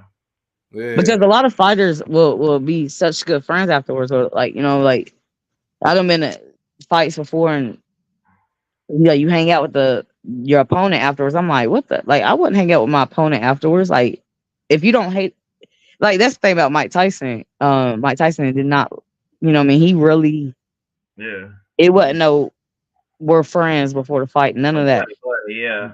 No, And so I find it odd. So I hate that. Like, because I feel like if you don't, that's the only thing that ever I had a problem with Anthony Joshua was that he did not, he acknowledge. wasn't mean enough. Oh yeah. But He just wasn't mean enough. yeah, most guys though, after if they got a grudge match and after they get busy, it's like they got a mutual respect for each other. Kind of like remember Caleb Plant and Canelo. and no, Yeah. not Canelo, but what's called Benavidez. Remember they didn't like the majority of fighters you see them have so much respect. yeah, You like know? they shook it out and everything. But remember, they didn't like each other at all. Like you couldn't even get them around each other because he said somebody's daughter and all of that type of stuff. But that's what boxing is about too. Is that you go, you fight it out, and then you find you got respect for the other person because it's been a hard fight. You know what I mean? Whoever wins, whatever. But like, I do respect that, but I think it's still like just women ain't like that. You ain't gonna like the person ever after you fight. I feel like that's kind of like what's her name? Baumgartner. I was like Clarissa Shields. Remember Baumgartner, the lady she took the title from, like they still don't like each other even after women it's not the same with women. It's just not the same. But see, I love men's boxing. Women I think should do UFC because women like that's when you really can fight, you know? Yeah, I feel like women fight different. Over there, though. Nobody watches the women over there though. Boxing for women is like to me not even a thing. I mean, I respect you look back at Layla Ali and Chrissy Martin even fighting. Like, who thought that was a good idea? I mean, Chrissy Martin did at the time, but women need to fight UFC. I think that's where women should be. What y'all think about Clarissa Shields? Real quick before everybody goes, Clarissa Shields, because she's saying, well, she's on Facebook now talking about $100,000, whatever. She's trying. Who can beat me? Somebody gonna beat her though. There's somebody out there's gonna beat everybody. What y'all think about her? Her trying to fight men. I think that's stupid. Like, stop. That's what I'm saying. She don't like women's division don't really have a lot of competition. Exactly, they don't. She's beating everybody they put in front of her. So I think she's just trying to she's already had something going because she ain't got nothing else to do. Exactly. I think that's why she's doing it because she's beating everybody and she ain't got nothing else to do. So she's just doing all this talking. I don't think she should fight no man or even approach a man to fight. I think that's stupid. No, definitely not. Definitely not. But I do agree. Like if she's talking about I think that's a really fun thing to do. Yeah, I'm gonna put $100,000 up. Who can beat me? And I guarantee there's somebody out there that can beat her. But you got to train like she does. But that to me that doesn't make any sense. The thing is I think she's undervaluing all of her accomplishments. Like she's eons above the ladies that she's facing. I think she can milk that and be and just showcase her skills and promote herself in that match. And it's also because there's nobody really. There's no competition. It isn't, but women's boxing is not that big. You can create that persona, like you said with Ali. He talked things into existence. Right. You can talk about that I'm the baddest female, nobody can beat me, and then talk along those lines and promote yourself that way. But you also got to think you can't really say that because when you look back at Layla Ali was in the same boat. Layla made some good money though; those pay-per-views, her and what's called. Right. So I think she just didn't want to mess with Ann Wolf. That was the fight that was going to really break the bank. Ann Wolf was. I love Ann Wolf. Ann Wolf, I'll say that. Yeah, she'll knock you. But women's boxing is just not there. That's why I say women's UFC to me is way more lucrative for any woman if you are doing that. If you're in a Clarissa, she could be like he said, she could carry it, man. She could be the Floyd Mayweather of women if she really wanted to be. She doing I a like little. her. She's hot to me. I mean, I'll be honest. I think she's hot. I liked hearing her rap, even though it wasn't really like the best lyrics you'll ever hear. I like the idea of it for promotion and everything, and she's an awesome fighter, So I would love to see her. I'd love to see her, build somebody else up, at least to get them there, and then, like he said, showcase her skills. There's money out there for the women. You just have to do it in the right manner, right? Exactly. Yeah, she can. Because for instance, you got Katie Taylor about to make $6 million versus Serrano in his rematch. Yeah. There's some money out there. You just gotta market yourself the right way. You can't play like she. I like her because she is who she is, but at the same time, I think she needs somebody that like an outside entity who's gonna coach her and teach her. Are y'all still here? A better I lost y'all. Yeah, better way to market herself. And if she does that, then she can make some pretty Hey, good I want to throw in this because I lost y'all. I want to say Holly Holmes, when she came into UFC, I feel like women, that's where women should really be. Because I don't think women's boxing is just, I mean, I'd rather see women fight the way I feel like women fight. And men, to me, I think women are better UFC fighters. But anyway, Holly Holmes came in. Guess what she did to Ronda Rousey? Almost really destroy her career as a boxer coming in. Let's go. Oh, she 100% destroyed her career. And, and that's what I'm saying. Like, so boxers can go from one sport to the next and still win, but like you see a UFC fighter come in to boxing, it don't really work out so well. So what are you talking about in terms of popularity, or are you terms of? I'm saying in women in general. I think that women just fight better when you got a little bit more to do. I love to see men in boxing. Boxing is to me like I don't really get into women's boxing that much because I feel like I love UFC women's fighting because women fight a little bit different than men do in general, and I think you really see how a woman can fight if there's more options besides just having two hands. I get what you're saying because, like, even Joe Rogan on UFC will say this. There is a vast difference between good strikers and people that do MMA and think that they're good strikers. Ronda Rousey come into that fight, they had Mike Tyson coming into her camp. She comes into that fight like convinced, like she's the baddest woman and she's gonna stand with a former WBC Women's World Champion, and it's just not gonna happen. Right. She had women in kickboxing and takedown defense, and that's all she needed to, and anybody that can do that, like Bud would be a great fighter. All he has to learn now is jiu-jitsu, and he could probably jump in there and be at least a contender. But no, I feel like the thing with men, no boxing for men. I feel like I love boxing for men. I love it. Do I like women's boxing? No, I feel like women should do MMA because I feel like women fight differently, and we're gonna pull out everything. It's just gonna be a little bit different. I love to see men have their, just have two hands. That's all you got. You can't choke nobody out. You can't do any of that stuff. Like, I love boxing for men. I don't too much care for women's boxing. I'd rather see them do MMA because that's how women fight anyway. That's like, I think, more of our instinct, It could be. You're going to do a little bit more. You're going to do a little extra stuff. But see, some of the upper echelon women get busy. Like when I see Amanda Serrano, I'm like, she got some talent. When I see Katie Taylor, I'm like, they get busy. When I see Sis fight, when I see yeah, but how many? It's so few. There's more opportunities in women for women combat, any kind of fighter in UFC than it is in boxing. And they're gonna probably make more money. No, they won't either. No, they won't. No. You don't think they're gonna make more money? I'm gonna tell you why. Because if you look at, you just mentioned Holly Holmes. Holly Holmes' net worth is $4 million. You got Katie Taylor make $6 million just to fight in his rematch. So that's right. But if she stayed in boxing, how can you stay active? Because you don't have that many women boxers. So again, you also think about that too. There's It's not as many fighters for women in when he boxing. went on those fights and they called it the bum of the month tour. It was like, man, you're not fighting anybody. I'm still whoever they put in front of me, I'm gonna keep whooping them. Just keep beating females. Let somebody, come along the way. She can go ahead and have the Savannah Marshall rematch. She's gonna have to have some rematches and stuff like that. But as long as I'm at this level and this good, I'm gonna showcase my talent. And I might be able to get in with a Jake Paul or something like that.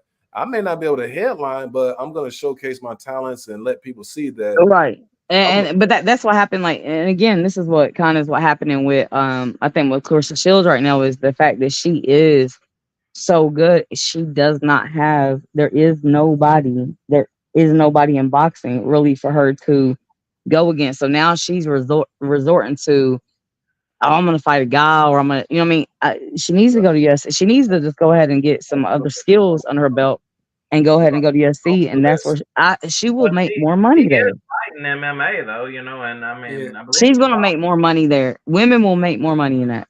Men are gonna make more money in boxing. Don't you think that might hurt her legacy though? Because when she goes into MMA, there's a good chance she can lose. Well, I mean, boxing, your is so important. You lose all the time, even if you're great, you lose. I mean, but what are her options at this point? She got your options are either not to fight or to sit and rather wait for somebody to come through. Alicia Baumgartner calling her out. You got Savannah Marshall rematch that they can have. That would be a big fight. She has some other fights that are out there, and then what you do is in between those fights, you take a few fights and you milk it. But you don't mess around and be doing this idiotic type stuff. Talking about fight this person for $100,000, no name. That ain't what is that gonna do outside of just if you just like to fight. You know what I'm saying? It's women's sports has always been tough. You know what I mean? But like I said, I think I've never, and I'm a woman. I never like when I don't like watching women's basketball. Just to be honest, I don't like watching a lot of different sports women. But what I do like watching women do is UFC. I love that. That's my favorite. That is exciting to me. So to me, that's just for me. But I feel like a lot of people might feel that way too because it's just not as lucrative. But so if you go to UFC, you do that. You try to, just get your skills up. She could have been doing this all along. Jiu-jitsu, all that stuff. Did you see the crowd that was there for the Marshall and Shields fight? And then also that New York crowd that was out there for the Katie Taylor and Amanda Serrano. Like, it's there. Yeah, it is there. Yeah, I mean, but that's what I'm saying. But that again, what I'm saying, those fights though, that's good, but that's not boxing for women, right? There's a lot of stuff. There's more activity in UFC and even bare knuckle boxing, which I don't know how y'all feel about that, but I'm not crazy about it. But kind of a sideshow. Yeah, no, man. Like there's just a lot when it comes to women's boxing and women's UFC. To me, women will have a better opportunity and make more money at UFC than they will in boxing because there's just not enough women boxers out there. No, and that's why Clarissa Shields has resorted to what she's resorted to because she ain't got nobody to fight. She could make big money in the UFC if they found the right fighters for her. She could because she is. That's what I would do. With their backing, she could, but it's a good chance she could lose too. I mean, there's a good chance you can lose it anytime you get in the ring or of any sort. So I mean, I don't think anybody really can compete with her.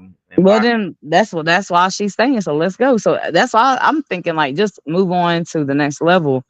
Work on instead of sitting here on social media saying all this stuff, like work on the next level and get ready and go to the next level and beat somebody. Because boxing is a different thing. Like when you really literally just depend on your two hands, that's all you got.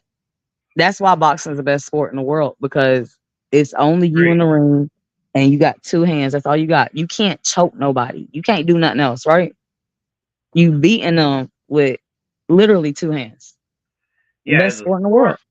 As a sport, it's absolutely the best to watch. Like it's the best ever. Like as far as like self-defense goes, I mean, like self-defense. If you got to fight to the death, which I think is really amazing, fight to the death, then you're gonna do like UFC or some shit, right? Well, like, so I'm getting older now, so obviously, like, I would go more into chokeholds and things like that because these younger cats, If that's what you're trying to reaction do, is better. But it as should be far as open. sport, boxing is the best sport, no question. Like, Right. No, boxing is the best sport. Like I said, greatest like show on if earth. you fight into the death, right, then okay, then you can choke somebody out. But if it ain't no fighting to the death, and you like boxing, like I don't know, fighting to the death is different. You can choke somebody if you need to, because then it's you or them. You're gonna die if they, you know what I mean. I don't know. I think boxing's the best sport Yeah. ever, Say but I this, also believe for women, UFC is the best for them, for us. yeah. I say this, like, say me and Ty's going into a boxing match, regardless of what he says before the match, like building hate and et cetera, et cetera. We go Mhm. into the match and we have a war and everything. Yeah. No doubt that guy could become a friend of mine, and like we build respect because we pour our heart and soul out there together, in that Right. ring. And I already got respect for him because he's stepping in that square circle with me, and Right. that takes a lot of heart. It takes a lot of heart. It does. And I've hit the canvas before. I know how it feels to hit the canvas and get the But it's picture the best. taken of It's you the where you're best done. feeling. I It's feel like tough.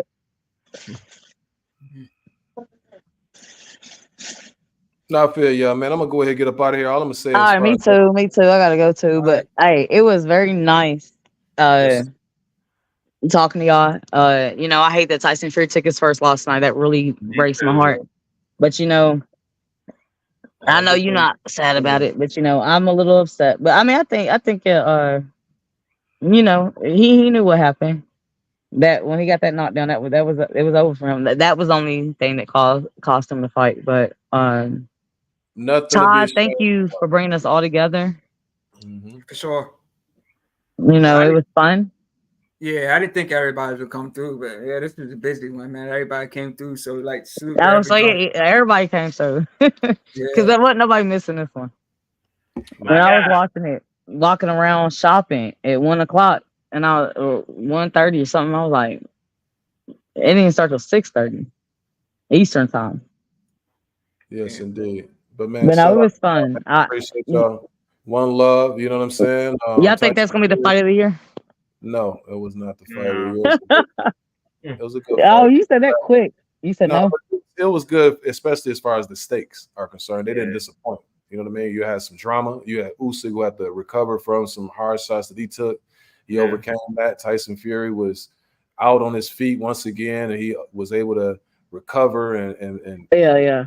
12th Great round. fight. He ended up trying to, I think he even got the 12th round. And so it's like such a close fight for Undisputed. And that was the first Undisputed It champion. was really amazing. So it was awesome, man. And I'm glad that I It was was awesome. able to watch it with such a great group, man. You all be easy. One love, and I'll see you all the next time. All right. All right, y'all have a great night. It was so much fun. I got Peace something out. for you, my guy. Let me tell you something. go ahead.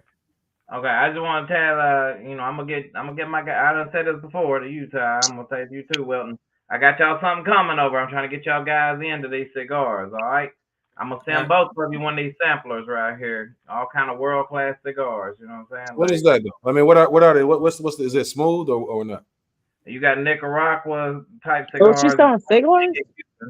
I got some Cohibas. I got some Send me a link. I'll get some for my daddy.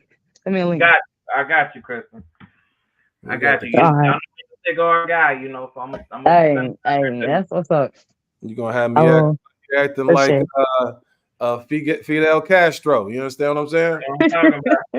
Hey, I mess around and win this money on this game because this Oklahoma City and Dallas, they're gonna be calling me Fidel Cash Flow. You understand? Oh man. Get it well. Yes, sir. But man, Bet y'all it's be, tonight. man, appreciate everything. Y'all have a good night, all right? All All right. right. Holla at y'all. Yeah, peace. Bye. I'm trying to figure out how to get up out of here, man. Oh, leave studio. Okay. All right, Ty. Y'all be easy, baby. All right, be easy. All right, peace. Peace. All right, get ready, bounce, Christian. I think she might be already gone. Yeah, this was a busy one, man. Definitely salute to everybody that tuned in, man. We almost 3 hours strong. I didn't think everybody was going to come through, but salute to everybody coming through. Salute to God. Watson Henry. Again, man, if you're not subscribed to Last Ones at the Bar, give them a follow. Definitely subscribe to Last Ones at the Bar. Salute to Chris G for coming through. Salute to Christian for coming through. Salute to Shane Solis for coming through. Like man, saying it was so busy in here, man. I didn't get a chance to run through the comment section. So while I'm on here, man, I'm just going to go ahead and just read these comments. Divine Marshberg, he just subbed to the channel, so I'll salute to him for subbing. He was just saying Fury was still in the ropes. Ruben Lopez was saying he was shocked. He was shocked that, Fury got hurt. My guy Jay, he's a new sub to the channel. Like, salute to him. He was saying he had a 65 that Usyk and Fury needed the KO. And he was saying if he keeps Fury on the ropes, that Fury was getting KO'd. Salute to my buddy Lisa McCowan, aka Sunshine McCowan. Salute to her for tuning in and rocking with us. She said Fury was about to pour it on, and Fury was not getting KO'd. But that's the thing with Tyson Fury, man. He's the guy that gets knocked down, but he always gets back up. So he didn't get the victory tonight, but salute to him for having the heart of the line. Ron Hanley, man, he's been a supporter from day one. Huge shout out to my guy Ron Hanley, man. He's been there since my second episode. He was saying it was an even fight. Jay was saying it was 7-5 to Usyk. My guy Ruben Lopez, man, who shout out to him, for rocking with us. He actually got with me off camera and was asking me was I going to live. So he's a huge fan of the show. So definitely salute to my guy, man. Appreciate what you did earlier, Ruben Lopez, man. Who shout out to you? Jay was saying both guys better go for knockout. We really don't know who is winning right now. Devon Marshall said keeping Fury near the ropes decreases that reach of Fury. Smart by Usyk. Yeah, Usyk is a definitely smart fighter, definitely skilled fighter. Him getting the victory tonight proves everything. He's undisputed at heavyweight. He's the guy that moved up from cruiserweight to heavyweight. He beat, the champ Anthony Joshua in back-to-back fights, and then he just beat the Gypsy King. So, man, he's definitely got to be in everybody's top pound for pound list for sure now. I didn't even know my guy William Byron was tuned in with us. He was saying Usyk was sticking to his game plan tonight. Who shout out to my guy William Byron, man. Known him for a long time. We've been in the building for some of the same fights. He's try to help me get some interviews. So who shout out to my guy, William Byron. Ryan was saying it was a tough fight to score.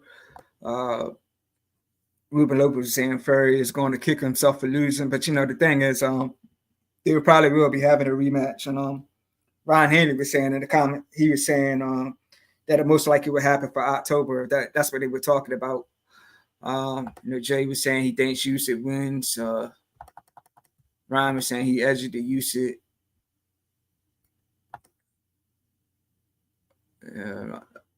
He was saying up 5-2. I think he was talking about Usyk. Ryan Haney says he agreed that Fury blew the fight. Like it shocked me, how bad he was hurt. I don't know which round it was, but he was seriously hurt in that round though. Ruben Lopez says, good fight. At least it was worth the watch. Facts, undisputed, heavyweight championship of the world. All the belts on the line and it went to distance. So, yeah, I'm happy how it turned out, man. Ryan Haney says the judges got it right. Yeah. William Byron says he agreed. It was good on Usyk for sure. Ruben Lopez says they cycle, they do it in all sports. He was talking about the PDs. Like, man, if you want to know more about PDs, man, you got to get with my guy Chris G. Chris G knows a lot about this stuff, man. Jay says really 80 to 90%. Young boxers don't have money for steroids. How much does PDs cost? Like, if Chris was still in here, man, I'll get him to cook on that, man, because Chris is a genius on the PED stuff, man. But yeah, he's got a saying, man. All 90% of boxers are, on PEDs. They just don't never get caught. Ruben Lopez says, nothing like watching two great fighters put on the classic fats, man. Two heavyweight giants with the undisputed championship of the world. You know, like I said, went 12 rounds, man. The fans definitely won tonight. Ruben Lopez says, or he could lose to Fury. Be it the trilogy. I guess he's saying if they fight 3 times, if Fury just happens to win, the rematch. He says, peace out, time to watch Luca. I appreciate rocking with us, Ruben. My guy was saying it was a full house tonight. Yeah, for sure, man. This is like out of all the streams that I've done, man, this is probably my first time, having 4 guests on the same time. So like I said, man, I appreciate everybody. Appreciate everybody, that tuned in. Appreciate everybody that hopped on for sure, man. Like I said, man, salute to Ryan, salute to Chris G, salute to Wilton Henry, salute to Shane, and salute to Christian. And then I already read a couple of these comments that Ryan already posted.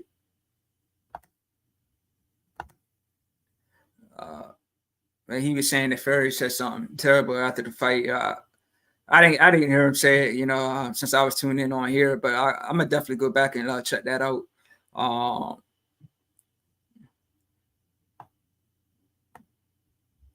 And the last thing Ryan said, most likely it's gonna happen in October. Yeah, so we look forward to see, if they're gonna do the rematch in October. Like I said, it was a good fight. It won all 12 rounds.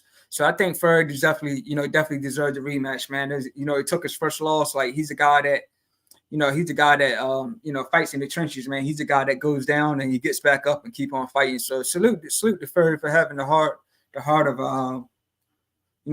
a lion. And again, man, this stream was streamed on a Facebook group, None So Strong. So if anybody in here is from the group and you like what we're doing on the channel, man, definitely head over to YouTube and sub to the channel. T Finney 3319 or In This Corner Boxing Podcast. I'll come right up.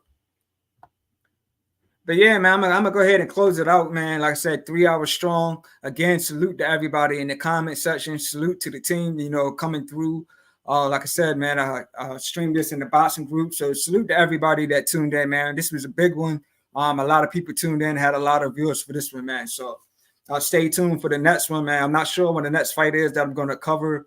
I am working on Saturdays now. So a lot of the fights that's happening, the United Kingdom or Saudi Arabia, I probably missed. But, the other fights, that's on our time, I'll definitely be able to cover those. And later on tonight, I don't know if the cards already started, but we got Navarrete fighting on ESPN. I'm really looking forward to the undercard. It's Richard Torres versus Brandon Moore. I definitely got to see that fight. That's another undefeated heavyweight fight right there. So I definitely got to see that fight. And the undercard tonight was stacked too. A lot of knockouts. So all around, man, hats off to Saudi Arabia. For putting together an awesome show and an awesome card for the boxing fans. Yeah, so I'm gonna go ahead and end this one, man. Again, man, if you're new to the channel, man, if you are seeing this in the boxing group, man, head over to my YouTube and sub to the channel. So that's all I got for you guys today. And just stay tuned for the next one. So you guys just witnessed the 45th live coverage and watch along on the In This Corner podcast with your boy Ty Finney, the legend. I'm out. Peace.